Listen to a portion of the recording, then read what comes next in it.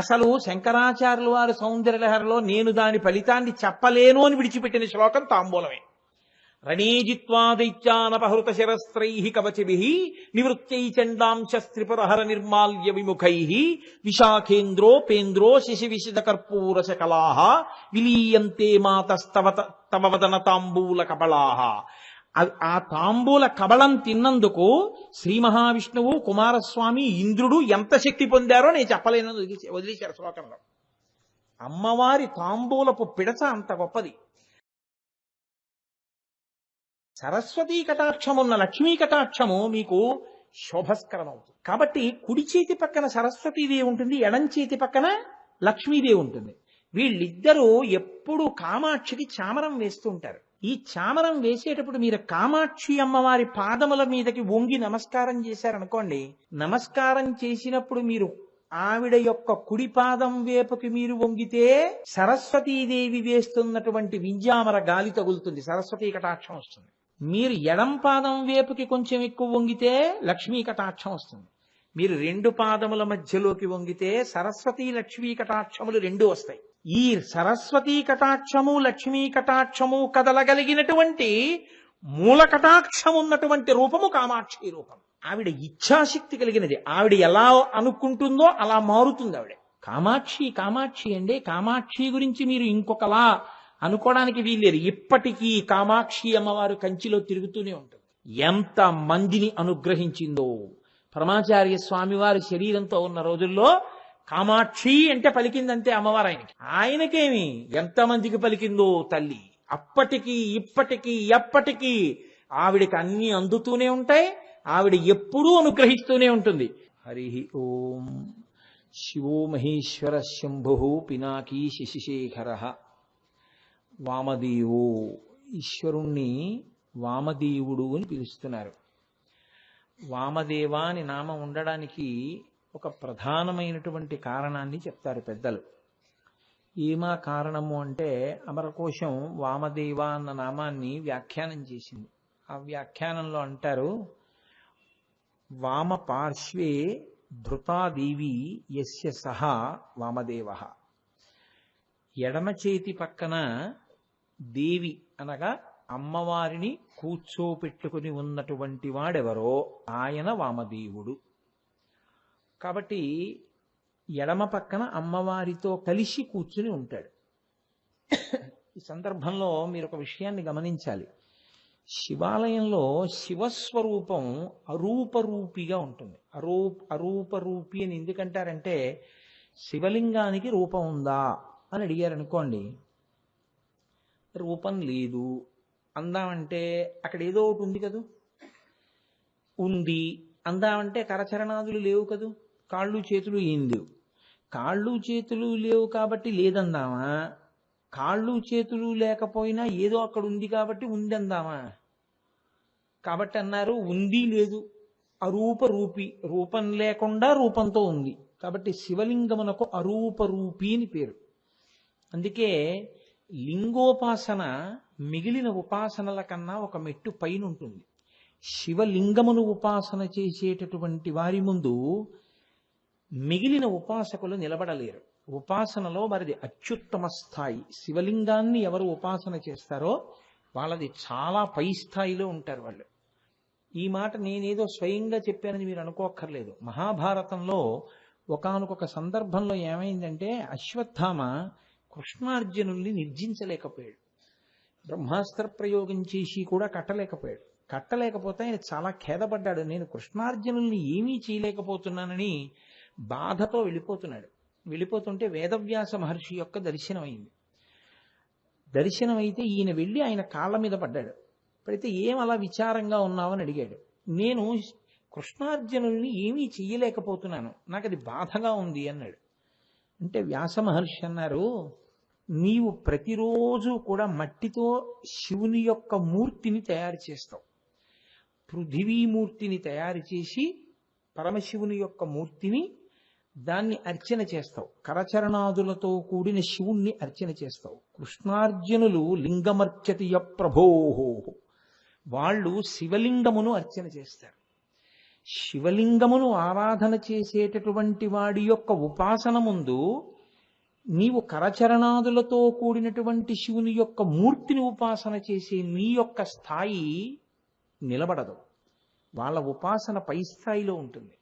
అందుకని వాళ్ళని నువ్వు చెనకలేవు, వాళ్ళ జోలికి నువ్వు వెళ్ళలేవు. వాళ్ళ జోలికి వెడితే నీకే ఇబ్బంది వస్తుంది.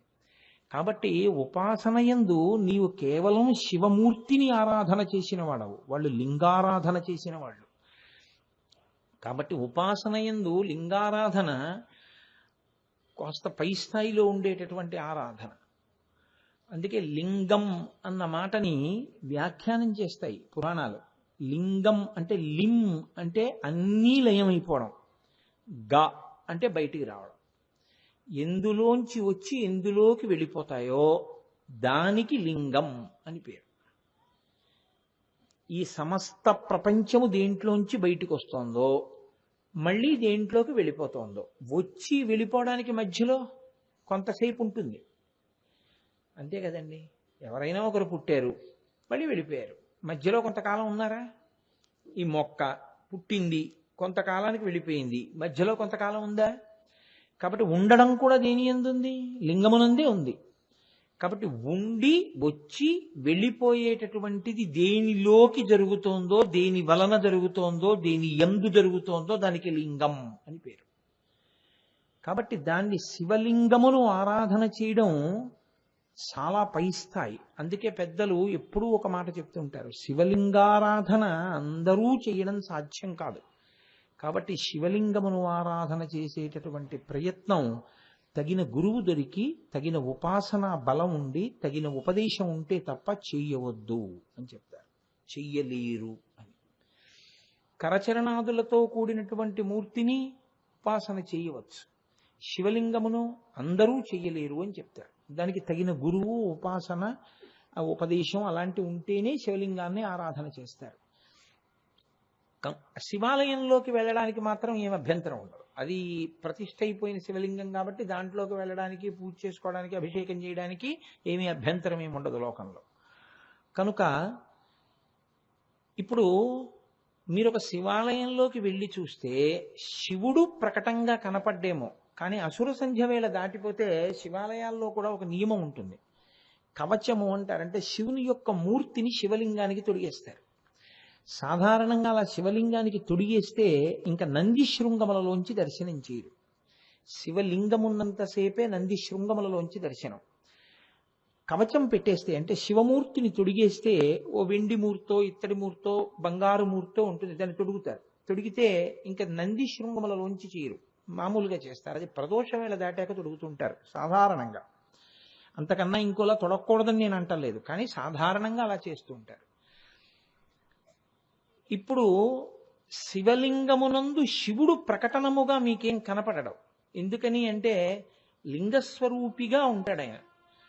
ప్రకటంగా మీకు తెలిసేది ఎవరు? అమ్మవారు తెలుస్తూ ఉంటాడు. ఎందుకు తెలుస్తూ ఉంటుంది అంటే శివలింగం ఎటు చూస్తోందో మీకు ఎప్పుడూ తెలియదు. ఎందుకు అలా తెలియదు అన్నది నేను మీకు చెప్తాను ఆ తర్వాత విషయంలో. కానీ శివలింగానికి మీరు అభిషేకం చేసినటువంటి తీర్థం మాత్రం ఇంకొక దిక్కుకి వెళ్ళడానికి వీల్లేదు. పానవట్టం నుంచి శివలింగానికి అభిషేకం చేసినటువంటి తీర్థం మాత్రం ఎప్పుడూ ఉత్తర దిక్కుకే వెళ్ళాలి.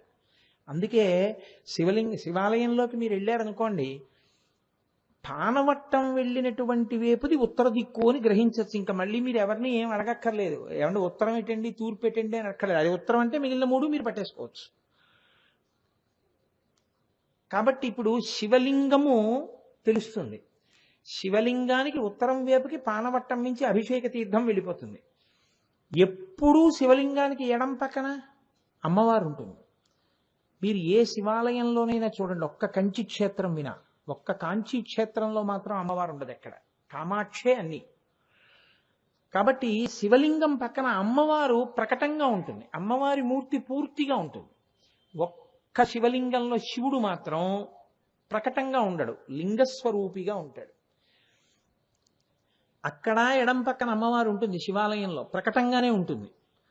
కాబట్టి ఆయన ఎడమ పక్కన అమ్మవారిని కలిగి ఉన్నటువంటి వాడు కనుక వామదేవుడు కాదు. వామదేవుడు అన్న మాటకి కొంచెం జాగ్రత్తగా మీరు పరిశీలనం చేస్తే ఉండే అర్థం ఏమిటో తెలుసా అండి అసలు? శృతి ఆయన్ని కీర్తన చేస్తుంది. వామదేవాయ నమో జ్యేష్ఠాయ నమ శ్రేష్ఠాయ నమ కాలాయ నమ కల వికరణాయ నమో బల వికరణాయ నమో బలాయ నమో బల ప్రమథనాయ నమో సర్వభూతదమనాయ నమో మనోన్మనాయ నమః. ఓం అఘోరేభ్యో దఘోరేభ్యో ఘోరఘోరధరేభ్య సర్వేభ్యో సర్వసర్వేభ్యో నమస్తే అస్తు రుద్రరూపేభ్య అని వాటిని పంచమంత్ర పఠనము అంటారు. శివస్వరూపంలో 5 తలకాయల్ని స్తోత్రం చేస్తారు. అది ఆ పంచమంత్ర పఠనంలో ఈ మంత్రాన్ని కూడా వాడతారు, వామదేవాయ నమో అన్న మంత్రాన్ని.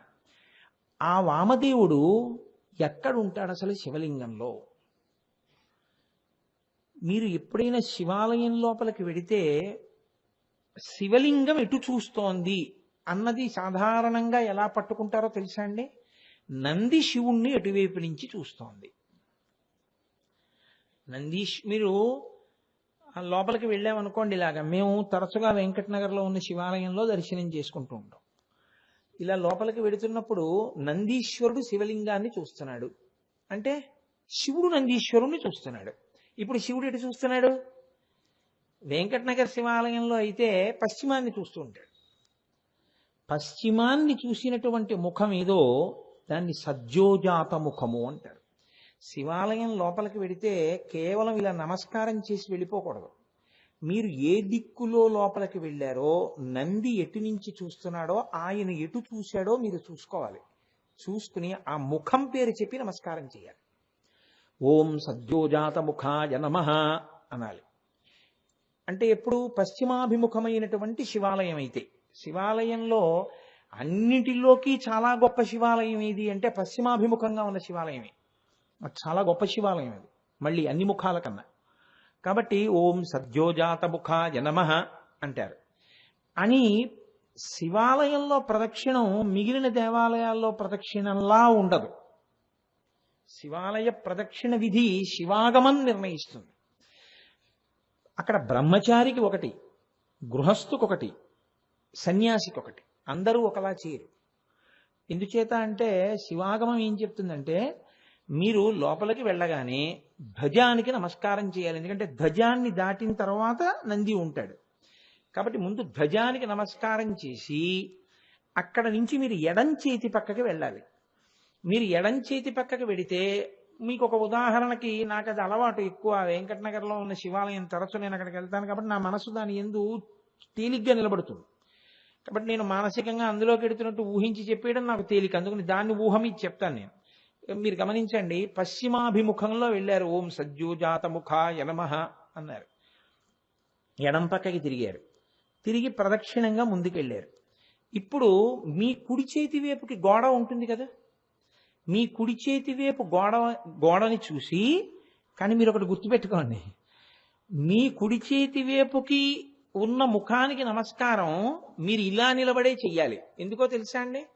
మీరు ఇలా తిరిగారనుకోండి, మీ నమస్కారం దక్షిణానికి వెడుతుంది కదా, దక్షిణానికి నమస్కారం చెయ్యం కదా.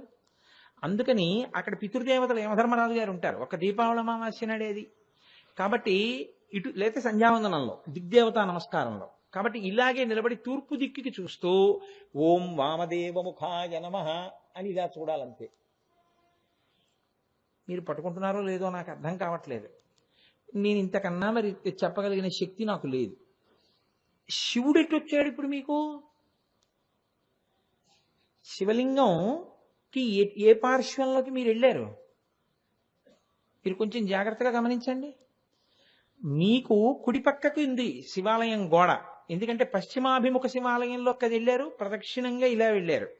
వెడితే పశ్చిమాన్ని చూస్తున్నటువంటి శివలింగానికి కుడి చేతి వైపు ఏముంటుంది? ఏ దిక్కుంటుంది? ఎందుకంత కంగారు పడుతున్నారు? పశ్చిమాభిముఖంగా శివలింగం ఉంది ఏమండి? పశ్చిమాభిముఖంగా ఉన్న శివలింగానికి కుడి చేతి పక్క ఉన్న దిక్కు ఏది? ఉత్తరం దిక్కు. తూర్పుకి తిరిగి మీరు ఇలా నమస్కారం చేస్తే కుడి చేతి పక్కది దక్షిణ దిక్కు. పశ్చిమాభిముఖంగా నిలబడినప్పుడు కుడి చేతి పక్కది ఉత్తర దిక్కు. కాబట్టి ఇప్పుడు పశ్చిమాభిముఖ శివాలయంలో మీరు ఎడం చేతి పక్కకి వెడితే శివుడి యొక్క మూర్తికి అది ఉత్తర పార్శ్వం కదా, ఉత్తరం వైపు ఉన్నది. శివలింగానికి ఉత్తరం వైపు చూస్తున్నటువంటి ముఖం లోపల శివలింగానికి ఉత్తరం వైపుకు చూసే ముఖం ఒకటి ఉంటుంది. అది మీకు గోడ అడ్డింది, కానీ శివలింగం యొక్క ముఖం అటు చూస్తోంది ఉత్తరానికి. దానికి వామదేవ ముఖం అని పేరు. అది వామదేవ ముఖం. అయితే గమ్మత్తు ఏమిటో తెలుసా అండి, శివాలయంలో ఒకటే శివలింగం ఉంటే పానమట్టం దాటకూడదు, 2 శివలింగాలు ఉంటే సోమసూత్రం దాటచ్చు. అంటే ఆ అభిషేక తీర్థం వెళ్ళేటటువంటి కాలవ అంటే 2 శివలింగాలు ఉన్నాయనుకోండి ఒకే గుళ్ళో, అటు ఇటు కూడా అభిషేక తీర్థాలు ఎడితే మీరు ప్రదక్షిణ ఎలా చేస్తారు? అప్పుడు సోమసూత్రం దాటచ్చు. లేకపోతే శివాగమం ఏమందంటే సోమసూత్రం దాటకూడదండి. కాబట్టి మీరు సోమసూత్రం వరకు వెళ్ళి వామదేవ ముఖానికి నమస్కారం చేసి మీరు వెనక్కి తిరిగి వచ్చేయాలి. వెనక్కి తిరిగి వస్తే ఇప్పుడు ఏమైంది? సజ్జోజాత ముఖం దగ్గరికి మళ్ళీ వచ్చారా లేదా? మళ్ళీ ఓం సజ్జోజాత ముఖాయ నమః అనాలి. అని ఏం చేయాలి? అప్పుడు మళ్ళీ మీరు ఇలా ఎడం పక్కకి వెళ్ళారు, ఇప్పుడు మళ్ళీ ఇలా కుడి పక్కకి వెళ్ళండి. ఇప్పుడు కుడి పక్కకి వెడితే పరమేశ్వరుడు యొక్క ఎడం చేతి వైపు ఏ దిక్కుంది? అటు ఉత్తరం ఉంది కాబట్టి ఇటు దక్షిణం ఉంటుంది. దక్షిణం వైపు ఆయన చూసే ముఖాన్ని అఘోర ముఖం అంటారు. అప్పుడు మళ్ళీ ఇలా గోడ వైపుకి తిరగకూడదు. మీరు తూర్పు దిశగా కదా ఇటు వెళ్ళినా వెళ్ళేది. అలాగే నిలబడి ఇలా చూసి ఓం అఘోరముఖాయ నమః అనాలి. అని మళ్ళీ ఇలా వెళ్ళి వెనక్కి తిరుగుతారు. ఇప్పుడు మీరు పశ్చిమ దిక్కుకి తిరుగుతారు కదా. తూర్పుకి పృష్ఠభాగం పెట్టి పశ్చిమాన్ని చూస్తారు. గుడి వెనక్కి వెళ్ళిన తర్వాత గుడి వెనక భాగాన్ని ముట్టుకోకూడదు. ముట్టుకోకుండా కేవలం ఒక్కసారి అలా ఆ భాగాన్ని చూడాలి. మీరు పశ్చిమాన్ని చూస్తున్నారు కాబట్టి పశ్చిమాన్ని తిన్నగా చూసి నమస్కారం చేయొచ్చు. నమస్కారం చేసి అటు శివుడు ఒక ముఖంతో చూస్తుంటాడు. ఇప్పుడు మీకు ఏ ముఖంతో చూస్తున్నవాడు కనబడతాడు? మీరు పశ్చిమాన్ని చూస్తే ఆయన చూస్తున్నది తూర్పు. తూర్పు ముఖం దగ్గరికి వెళ్ళినప్పుడు ఓం తత్పురుషముఖాయ నమః అనాలి. ఇప్పుడు ఎన్ని ముఖాలయ్యాయి? వామదేవము, సజ్జోజాతము, అఘోరము, తత్పురుషము 4 అయిపోయాయి. ఇప్పుడు ఏం చేయాలంటే కొంచెం మీరు అలా ఆ పక్కకెడితే ఈశాన్యం వైపుకి ఎడతారు. అక్కడ చండీశ్వరుడు ఉంటాడు. అక్కడ నిలబడి తల బాగా పైకెత్తి ఇలా చూశారనుకోండి, పైన కలశ, అక్కడ త్రిశూలం కనపడతాయి. అక్కడ ఒక ముఖం ఉంటుంది, 5వ ముఖం శివుడిది. దాన్ని సజ్జోజాత అఘోర తత్పురుష వామదేవ ఈశాన ముఖం అంటారు. 5వ ముఖం. అది మోక్షం ఇస్తుంది. మోక్షం ఇచ్చే ముఖం అది. ఆ తల పైకెత్తి చూసి అంటే పశ్చిమ దిక్కుకే తిరిగి ఓం ఈశానాయ దేవాయ నమః అన్నారు. అన్న తర్వాత ఏం చేయాలి? మళ్ళీ ఇలా వెళ్ళిపోయారనుకోండి, సోమసూత్రం దాటేస్తారు. మళ్ళీ వెనక్కి వచ్చేయాలి.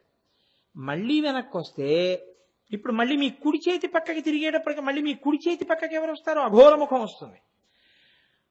ఇలా దాటి మళ్ళీ నందీశ్వరుడి దగ్గరికి వచ్చేటప్పటికి మళ్ళీ సజ్జోజాత ముఖం మళ్ళీ కనపడుతుంది. అప్పుడు మళ్ళీ ఓం సజ్జోజాత ముఖాయ నమః అంటే 3 మాటలు సజ్జోజాత ముఖానికి నమస్కారం చేశారు. మీరు చేసి లోపలికి వెడతారు. వెళ్ళేటప్పుడు ఎలా వెళ్ళాలి? మీరు తిన్నగా శివాలయంలోకి వెళ్ళి దర్శనం చేయడాన్ని శాస్త్రం అంగీకరించదు. మన ప్రారంభ కర్మ అంతా ఎక్కడుంటుందంటే ఆ నందికి శివలింగానికి మధ్యలో నుంచి దర్శనాలు చేస్తారు. నందీశ్వరుడికి పృష్ఠభాగం పెట్టి శివలింగానికి నందికి మధ్యలో నిలబడి నమస్కారం చేస్తారు. అలా చేయకూడదు. నందీశ్వరుడి మీద చూపుడు వేలు, బొట్టన వేలు ఎడమ చేతివి పెట్టి ఎక్కువసేపు పట్టుకోకూడదు. తోక ఇలా ఉండి తోకకి పక్కకి ఆయన వృషణములు వేలాడుతూ ఉంటాయి. అవి పట్టుకోవాలి ఒకసారి కుడి చేత్తో. అవి పట్టుకుంటే ఆయన ఊపిరి ఆగుతుంది ఒక్కసారిలాగా. వృషస్య వృషణం స్పృష్ట్వా శృంగ మధ్యే శివాలయం దృష్ట్వా క్షణం నరో యాతి కైలాసే శివసన్నిధిం అని చెప్పుకోవాలి. ఆయన యొక్క ఊపిరిలో ఆయన ఊయల ఊగుతూ ఉంటాడు శంకరుడు. అందుకని మీకు దర్శనం అవ్వదు. మీరు ఆయన యొక్క వృషణములను పట్టుకుని ఇలా చూసేటప్పటికి ఒక్కసారి ఇలా పట్టుకునేటప్పటికి అది ఊపిరి ఆగుతుంది, ఆ ఊయల ఆగుతుంది. ఎవరు అలా చూసి ఆ శ్లోకం చెప్తారో వాడు కైలాసానికి వెళ్ళి పరమశివుడి దర్శనం చేసినట్టు ఖాతాలో వేస్తారు. వృషస్య వృషణం స్పృష్ట్వా శృంగమధ్యే శివాలయం దృష్ట్వా క్షణం నరో యాతి కైలాసే శివసన్నిధి. అప్పుడు మీరు లోపలికి వెళ్ళి ఒక పక్కకి నిలబడి నమస్కారం చేయాలి. అభిముఖంగా నిలబడి నమస్కారం చేయకూడదు. అసలు యథార్థంగా మాట్లాడితే ఇంట్లో కూడా అభిముఖ పూజ లేదు. మీ ఇంట్లో కూడా మీ ఎదురుగుండా ఈశ్వర సింహాసనం పెట్టుకుని మీరు ఎదురుగుండా కూర్చుని పూజ చేస్తే తేజస్సు క్షీణం అయిపోతుంది. అలా చేయకూడదు పూజ. సరే, ఇప్పుడు నేను అలా అంటే ఈ బాబోయ్ పెద్ద ఇబ్బంది, దిగడమే పొరపాటుగా. ఏమండి ఇప్పుడు ఎలా అని ఒక ప్రశ్న వస్తుంది. అక్కడ వరకు విన్నారు కదా, చాలు. అభిముఖ పూజ చేయరాదు, శాస్త్రం అంగీకరించదు దాన్ని. అభిముఖ పూజ లేదు అసలు ఎక్కడ. కాబట్టి మనం శివుడి దగ్గర ప్రసాదం ఇస్తారు. వచ్చిన ప్రారంధం అంతా ఏమిటో తెలుసా అండి? శివాలయంలో ప్రసాదం ఇంటికి తెచ్చుకోకూడదండి. ఎవడు కల్పించాడో ఈ శాస్త్రం నాకు అర్థం కాదు. శివాలయంలో ప్రసాదం ఇంటికి తెచ్చుకోవద్దు అని ఏ శాస్త్రమూ చెప్పలేదు. శివాలయంలో ప్రసాదం మీరు ఎందుకు ఇంటికి తిన్నగా తెచ్చుకోకూడదు అంటే ఒక్కటే కారణం. పరమేశ్వరుడు ఆయన భక్తపరాధీనుడు. నేను మీకు తరచు చెప్తూ వస్తున్నాను కదా, ఆయనకి భక్తులంటే మహాప్రీతి. చండీశ్వర వృత్తాంతం మీకు ఎక్కడైనా నేను అవకాశం కలిగినప్పుడు చెప్తాను. ఏ భక్తవత్సలహ నామం దగ్గర చండీశ్వరుడి గురించి చెప్తాను. ఆయన చండీశ్వరుడికి ఒక వరం ఇచ్చాడు. ఏమిటో తెలుసా అండి? ధర్మశాస్త్రంలో భార్య విస్తట్లోకి తాను వేయడం కానీ భార్య విస్తట్లోది తినడం కానీ చెయ్యకూడదు అని. కానీ ఎప్పుడైనా పత్ని భాగము అని భర్త కొంత తీసి భార్య విస్తట్లో పెట్టచ్చు, లేదా భార్య విస్తట్లోది ఎప్పుడో ఒక్కసారి తీసుకుని తినచ్చు తప్ప ఉచ్ఛిష్టాన్ని తినరు. అందున దీక్షలు అలాంటి వాటిలో ఉంటే అలా తీసుకోరు. దీక్షయందు అత్యంత ప్రధానమైన నియమములలో అదొకటి. కాబట్టి ఇప్పుడు పరమశివుడి యొక్క ఉచ్ఛిష్టాన్ని అంటే ఆయన తిన్న విస్తట్లో తినే అధికారం ఎవరికి ఉంటుందంటే సహజంగా భార్యకే ఉంటుంది. అది ఇప్పుడు లేదు. మీరు పూర్వం ఒక తరం ముందు వరకు మీరు చూసి ఉంటారు. భర్త గారు తిన్న కంచంలో భార్య వడ్డించుకు తినేసేస్తుండేది పూర్వం. అంటే భర్తనే పరదైవంగా కొలిచేవారు. కాబట్టి భర్త ఉచ్ఛిష్ట పాత్ర అంటే ఈశ్వరోచ్ఛిష్ట పాత్ర కింద వాళ్ళు తీసుకుని తినేసేవారు అంతే. అందులో అలా ఇప్పుడు మేము తినద్దా అన్న జోలిలో నన్ను ప్రశ్నలు వేయకండి. అది ఎవరి స్థాయి మీద వాళ్ళకి ఆధారపడి ఉంటుంది అంతే. కాబట్టి అది ఈశ్వరోచ్ఛిష్ట పాత్ర కింద భావిస్తారు. కాబట్టి సాధారణంగా దాని మీద అధికారం ఎవరిది? భార్యది. అది దాన్ని ఎవరు తీసేయరు ప్రపంచంలో. అది భార్యకి ఆ భాగాన్ని అలా ఉంచుతారు గృహస్థాశ్రమంలో. ఆవిడ హక్కు తప్ప ఇతరులు దాంట్లో అలా ఉచ్ఛిష్ట పాత్రలో స్వీకరించడాన్ని అంగీకరించకూడదు. అథవా అప్పుడప్పుడు బిడ్డలేమో అంత ప్రీతి అంత భక్తి కలిగిన వాళ్ళైతే ఏమో నేను కాదన్ను. కానీ అది చెప్పడం కూడా కొంచెం కష్టం అవుతుంది. ఎందుకంటే ఒక వయసు వచ్చిన తర్వాత మరి ఉపనయనం అయిపోయిన తర్వాత వాడు నివేదన చెయ్యాలి కదా. అలా చేయడం మంచిదా అంటే బిడ్డల దగ్గరికి వచ్చేటప్పటికి కొంచెం తేడా వస్తుంది. కానీ భార్య మాత్రం తింటుంది. శంకరుడి విషయంలో తేడా ఏమిటో తెలుసా అండి? ఆయన కట్టుకున్న ఇల్లాలు పార్వతీదేవికి ఉండవలసిన ఈ హక్కుని తన భక్తుడైన చండీశ్వరుడికి ధారపోయేశాడు. నివృత్యై చండాంశ స్త్రిపురహర నిర్మాల్య విముఖై. శంకరాచార్యుల వారు సౌందర్యలహరిలో చెప్పారు ఆ రహస్యాన్ని. శివాగమాలు చెప్తూ ఉంటాయి. ఆ అధికారం ఎవరిదంటే శివాలయంలో ఉన్న ఏ ప్రసాదమైనా శివోచ్ఛిష్టమేదైనా ఒక్క చండీశ్వరుడిది. మీరు కొబ్బరికాయ పట్టుకెళ్ళి శివాలయంలో ఇచ్చారనుకోండి, కొట్టి నైవేద్యం పెట్టి మీకు ఇచ్చారనుకోండి, ఇప్పుడు ఇది శివోచ్ఛిష్టం ప్రసాదం కదా. ఈ ప్రసాదం మీది కాదు, చండీశ్వరుడిది. కాబట్టి మీరు పట్టుకెళ్ళకూడదు. కానీ మీరు ఏం చేసి తీసుకెళ్లాలో తెలుసా అండి? ఈ కొబ్బరి చిప్ప పట్టుకుని చండీశ్వరుడి దగ్గరికి వెళ్ళాలి. వెడితే ఆయన ఏం చేస్తుంటాడో తెలుసా? ఏ శివాలయంలోనైనా సరే బయటకి ఉండి ఆయన ఎప్పుడు శివుణ్ణి చూస్తుంటాడు, ధ్యానంలో ఉంటాడు చండీశ్వరుడు. ఆయన దగ్గరికి వెళ్ళి తప్పట్లు కొడతారు. ఎందుకు కొట్టారు అని అడిగారు అనుకోండి, ఆయనకి చెవుడండి అంటారు. ఆయనకి చెవుడు కాదు, ఇంకోటి కాదు. ఆయన ధ్యానమగ్నుడై ఉంటాడు, చాలా తీవ్ర ధ్యానంలో ఉంటాడు. మీరు వెళ్ళి తప్పట్లు కొట్టడం ఇలాంటి పనులు చేశారనుకోండి, ఆయన ఆగ్రహోదగ్రుడవుతాడు ధ్యానంలోంచి బయటకు వచ్చి. అందుకని ఆయన ఇబ్బంది పెట్టకుండా ఏం చేయాలంటే ఇలా అనాలి, చిటికిల చండీశ్వరుడు అంటారు. అందుకే చిటికి వెయ్యాలి. వేస్తే ఆయన కళ్ళు విప్పుతాడు. ఎందుకు పిలిచావు? వెంటనే మీ కొబ్బరి చిప్పని చూపించాలి.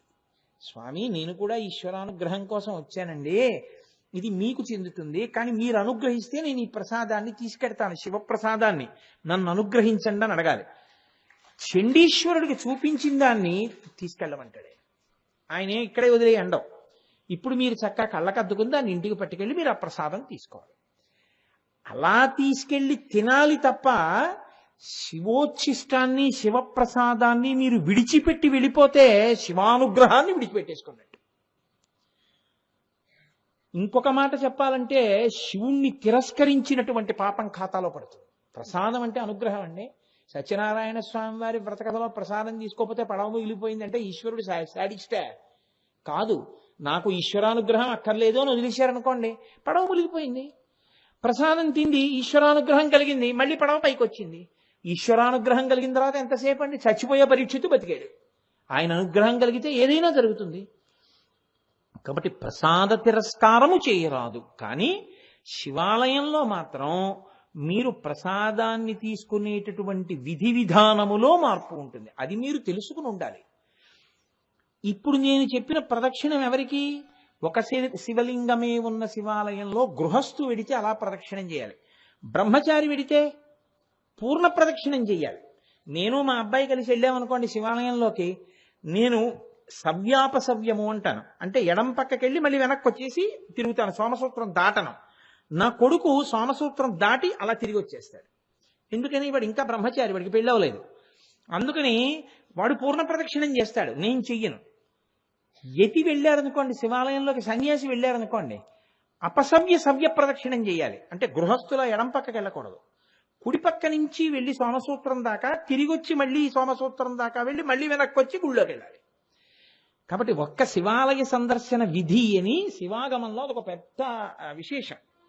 అది మీరు ఏ ముఖంలోంచి వెడుతున్నారు అన్న దాన్ని బట్టి శివాలయం లోపలికి వెళ్ళేటప్పుడే నంది శివుణ్ణి ఎటు చూస్తున్నాడు, శివుడు నందిని ఎటు నుంచి చూస్తున్నాడు, పానవట్టంలోంచి అభిషేక తీర్థం ఎటు వెడుతోంది, దాన్ని బట్టి మీరు ఒకసారి చూసుకుని దాన్ని బట్టి మీరు దిక్కుల్ని బట్టి గోడ బయట ఆ ముఖాలకి నమస్కారం చేస్తూ ప్రదక్షిణం చెయ్యాలి.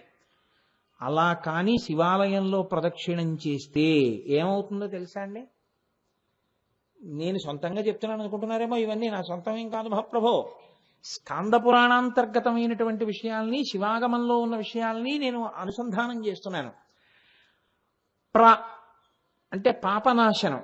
భగవాన్ రమణులు అరుణాచలంలో తరచుగా చెప్తుండేవారు.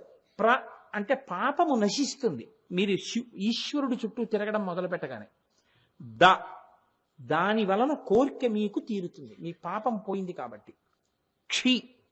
రోజు చేస్తున్నారు అనుకోండి, జన్మాంతర పాపము నశించి జన్మలు తగ్గిపోతాయి. మోక్షమునకు అధికారం అవుతాయి. ప్రదక్షిణం నాలుగు రకములైనటువంటి కోర్కెల్ని ఈడేర్చేటట్టుగా చేస్తాయి. అందుకే ప్రదక్షిణం అంత గొప్పది శివాలయంలో. శివాలయ ప్రదక్షిణం అంటే పెట్టి పుట్టాలి. ఆ అదృష్టం ఉన్నవాళ్ళు తప్ప చేయరు. దానికి తెలిసి ఉండి చేస్తే చక్కగా విశేషమైనటువంటి ఫలము సమకూరుతుంది తప్ప కార్తీక మాసం వచ్చేటప్పటికి నంది తోక కింద దీపాలెట్టడం, అరటిపండు ముక్కలు తీసుకొచ్చి ఆయన మూతికి రాసేయడం, గాజు ఈగలన్నీ ఆయన ముక్కులో దూరేటట్టు చేయడం, ఇలాంటి పిచ్చి పిచ్చి పనులన్నీ శివాలయాల్లో చేయకూడదు. అక్కడి నుంచి కొబ్బరి చిప్పలు తీసుకెళ్లి అక్కడ విడిచిపెట్టడం. దారుణాతి దారుణమైన విషయం ఏమిటో తెలుసా అండి? శివ నిర్మాల్యాన్ని తీసుకెళ్లి నంది మీద పెట్టడం. నంది మీద మీరు కానీ శివ నిర్మాల్యాన్ని పెట్టారనుకోండి, అది నంది మించి జారి కింద పడుతుంది. ఎందుకంటే ఆయన వీపు నున్నగా ఉంటుంది, అది గాలికో దేనికో మారేడు దళాలు అవి జారి కింద పడతాయి. ఒక్కసారి కానీ లోపలికి వెళ్ళిన వాడు శివ నిర్మాల్యాన్ని అరికాలుతో తొక్కితే వాడి గత జన్మలలో చేసుకున్న పుణ్యమంతా నశించిపోతుంది. శివమహిమ్నా స్తోత్రంలో పుష్పదంతుడన్న గంధర్వుడు ప్రతిరోజు పువ్వులు కోసుకెళ్ళిపోతుండేవాడు రాజుగారి తోటలో. దొరికేవాడు కాదు. దొరకకపోతే ఏం చెయ్యాలి, ఎలా పట్టుకోవాలని ఆలోచించారు. వీడు గత జన్మల పుణ్యం చేత గంధర్వుడిగా ఉన్నాడు, దొరకట్లేదు. కాబట్టి వీడు పువ్వుల కోసం వస్తాడు. కాబట్టి శివాలయంలో నిర్మాల్యం తీసుకొచ్చి తోటలో చల్లండి. వీడు ఆ పువ్వులు కోసుకోవడానికి కిందకి దిగినప్పుడు కాలు తగులుతుంది, వీడి పూర్వజన్మ పాప పుణ్యం అంతా నశించిపోయి దొరికిపోతాడు, గంధర్వత్వం పోతుందన్నారు. నిర్మాల్యం చల్లారు. ఆయన పాపం పువ్వులు కోసుకోవడానికి వచ్చి దొరికిపోయాడు భక్తులకి. దొరికిపోతే అప్పుడు ఆయన ఏం చేశాడంటే మళ్ళీ గంధర్వుడు కావడం కోసమని శివమహిమ్నా స్తోత్రం చేశాడు. అది శైవ సాహిత్యంలో అత్యద్భుతం అసలు. నమో నీధిష్టాయ ప్రియదవదవిష్టాయ చ నమో నమో వర్షిష్టాయ త్రినయన అవిష్టాయ చ నమో నమో అని ఒక్కొక్క చోట శివశక్తి గురించి ప్రతిపాదన చేస్తూ అవిట ఆ స్తోత్రాన్నిట నందీశ్వరుడు దంతాల మీద రాసుకున్నట్ట, అంత గొప్పగా ఉంటుందని.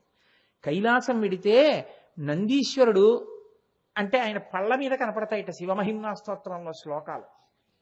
అంటే ఎంత గొప్ప శ్లోకాలో మీరు ఆలోచించండి. శివమహిమ్నా స్తోత్రం అటువంటి స్తోత్రం చేశాడు ఆయన. చేసేటప్పటికి ఆయనకి ఉన్నటువంటి దోషం తొలగిపోయి మళ్ళీ ఆయన పుణ్యాన్ని పొంది గంధర్వుడై వెళ్ళిపోయాడు. కాబట్టి నంది మీద పడేయచ్చా? తీసుకెళ్ళి పడేయకూడదు. చిత్రం ఏమిటంటే ఎందుకు చేస్తున్నామో ఏది చేస్తున్నామో తెలియకుండా చేయడం ఒక్కొక్కసారి పాపం సంక్రమించకపోతుందేమోనన్న అభయం ఇవ్వడం కూడా కష్టమే.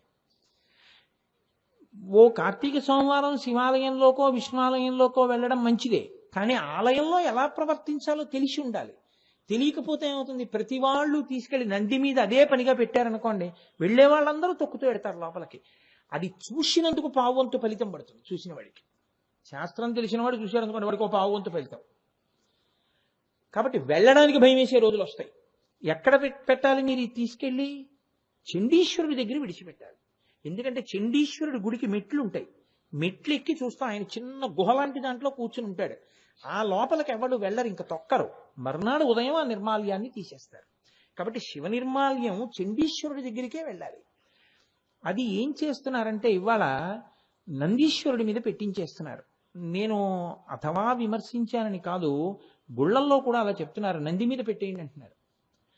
నంది మీద పెట్టేస్తున్నారు, పెట్టేస్తే కింద పడుతోంది, తొక్కేస్తున్నారు అందరు. అది ఎంత దోషం అయి కూర్చుంటుంది చూడండి. కాబట్టి సరే, ఎక్కడ మొదలెట్టానో ఎటుపోయానో. శివాలయంలో వామదేవమూర్తి మీకు ఎక్కడ కనబడ్డారు ఇంతకీ? ఉత్తరముఖం వామదేవమూర్తి. ఉత్తరాన్ని చూస్తున్నటువంటి ముఖమేదో అది వామదేవమూర్తి. ఇప్పుడు మళ్ళీ ఈ మూర్తులకి ఒక్కొక్క ముఖం ఒక్కొక్క పని చేస్తూ ఉంటుంది. ఇప్పుడు నేను మిగిలిన ముఖాలు అవి పంచభూతాల్లో దేని మీద అధికారం కలిగి ఉంటాయి, ఎలా కలిగి ఉంటాయి, శివలింగానికి అలా ఎలా ఉంటుంది, దానికి ఎటు కూర్చుని ఎలా అభిషేకాలు చేస్తారు, ఇదంతా కాసేపు పక్కన పెట్టండి. ఒక్క ఉత్తరాభిముఖాన్ని మీరు ఆలోచించండి చాలు. ఎందుకంటే వామదేవాయ నమః అది కదా నామం. ఇప్పుడు ఉత్తరాభిముఖంగా చూసేటటువంటి ముఖం ఏదుందో ఆ ముఖము వామదేవమూర్తి అంటారు. ఇది జలముల మీద అధిష్టానమై ఉంటుంది. నీటి మీద అధికారం దానికి ఉంటుంది. నీటి మీద అధికారం కలిగి ఉన్న కారణం చేత విష్ణువే వామదేవమూర్తిగా ఉంటాడు. స్థితికారుడై ఉంటాడు. స్థితికారుడు అంటే ఏమిటో తెలుసా అంటే రక్షకత్వ బాధ్యతని చేపడతాడు. మీకు రక్షణ కలగడం, మీ కోరిక తీరడం, మీ పాపం పోవడం, మీరు సరి అయిన మార్గంలోకి రావడం దేనివల్ల కలుగుతుందంటే శివాలయంలో ప్రదక్షిణం చేసేటప్పుడు మీరు వామదేవ ముఖానికి చేసే నమస్కారాన్ని బట్టి ఉంటుంది ఆ శక్తి. అంత గొప్పది వామదేవ ముఖం. ఇప్పుడు ఆ వామదేవ ముఖానికి ఉన్న ప్రత్యేకత ఏమిటంటే అది ప్రకటంగా పక్కన భార్యతో ఉంటుంది. ఆ వామదేవ ముఖం భార్యతో కలిసి ఉంటుంది. కలిసి ఉండడం కూడా ఎలా ఉంటాడో తెలుసా అంటే మంగళాయతనం దేవం యువానమతి మంగళం ధ్యాయేత్ కల్పతరోర్మూలే సుఖాసీనం సహోమయా. ఆయన మంగళాయతనం దేవం యువానమతి మంగళం, మంగళములకెల్లా మంగళప్రదమై అంత అందగాడై అంత శోభతో వెలిగిపోతూ కల్పవృక్షపు నీడలో పక్కన భార్యని పెట్టుకుని ఎడంచేతి వైపు కూర్చుని ఉంటాడు. మీరు ఆ మూర్తిని బాగా అసలు ఎలా చెప్పారో అలా చూడాలి అంటే నేపాల్ పశుపతినాథ్ దేవాలయంలో శివలింగ దర్శనానికి రాజద్వారంలోంచి లోపలికి వెళ్ళగానే మీరు లోపలికి వెళ్ళి తల తిప్పి వెనక్కి చూసి రాజద్వారం మీద చూస్తే కనపడతాడు కల్పవృక్షం కింద కూర్చున్నటువంటి మంగళాయుతమూర్తి అయినటువంటి వామదేవమూర్తి. బాగా ఆగమం ప్రకారం ఉన్నటువంటి మూర్తి ఖాట్మండూలో ఉంది. కాబట్టి అటువంటి వామదేవమూర్తి యొక్క దర్శనం అత్యద్భుతమైనటువంటి శక్తిని కృప చేస్తుంది. అదే కోర్కెలను తీరుస్తుంది. అదే నీ రక్షకత్వాన్ని స్వీకరిస్తుంది. తెలిసో తెలియకో శివాలయంలో ప్రదక్షిణం చేశాడు అనుకోండి, అది కాపాడేస్తుంది అంతే. అది ఆ శక్తిని ఇచ్చేస్తుంది. ఇంకా అందులో మీకేమీ అనుమానం అక్కర్లేదు. ఆ పేర్లు ఎందుకు చెప్పాలి? ఈ మధ్య కాలంలోనే మనకి చాలా మందికి పరిచయం ఉన్న వ్యక్తి. తెల్లవారు లేస్తే అయ్యప్ప స్వామి దేవాలయంలో జరిగేటటువంటి కార్యక్రమాలన్నింటికీ కూడా బ్రహ్మస్థానంలో కూర్చునేటటువంటి సుబ్రహ్మణ్య శర్మ గారు. ఈ మధ్య ఒక 6 నెలల క్రితం ఆయన శరీరం పడిపోవలసినటువంటి స్థితి వచ్చింది. అంత పెద్ద ప్రమాదం జరిగింది. అదృష్టవశాత్తు ఏమైందంటే ఆయన కారు ఎక్కి వెళ్ళిపోయే ముందు ఓ ఊరు వెడుతూ శివాలయం తలుపులు తీశారు కదా అని లోపలికి వెళ్ళి ప్రదక్షిణం చేసి ఎక్కారు విభూతి పెట్టుకుని. అదే బతికించేసింది ఆయన. ఆయనే వచ్చి చెప్పారు నాకు, కోటేశ్వరారు ఆ ప్రదక్షిణానికే బతికేశారండి, ఆ రోజు ప్రదక్షిణం చేయకుండా పెడితే చచ్చిపోతుండండి అని చెప్పారు. ఆ శక్తి అటువంటిది శివాలయంది. అది అటువంటి రక్షణ బాధ్యత స్వీకరిస్తుంది. మీరు ఆ ప్రదక్షిణం అలా చేసి నమస్కారం చేస్తే చాలు. అంత గొప్పదైన వామదేవమూర్తి ఏదుందో ఆ వామదేవమూర్తి మంగళప్రదమై భార్యని ఎడంచేతి పక్కన పెట్టుకుని పరమ సంతోషంతో భక్తులను అనుగ్రహిస్తూ ఉంటాడు. ఆయన స్థితికారుడై ఉంటాడు. అందుకే విష్ణుతత్వమే వామదేవమూర్తిగా ఉంటుంది అంటారు. స్థితికార లక్షణం, రక్షకత్వం వామదేవమూర్తిగా ఆయన నిర్వహిస్తూ ఉంటాడు అక్కడ. అయితే మీరు నన్ను ఒక మాట అడగచ్చు ఇక్కడ, ఏమండి ఎడమ చేతి పక్కన అమ్మవారిని కూర్చోబెట్టుకున్నాడు అని మీరు అంటున్నారు కదా, అలా ఎందుకు కూర్చోబెట్టుకోవడం? అసలు ఆ ఎడం చేతి పక్కన కూర్చోబెట్టుకోవడం అన్న లక్షణం ఎందుకు వచ్చింది?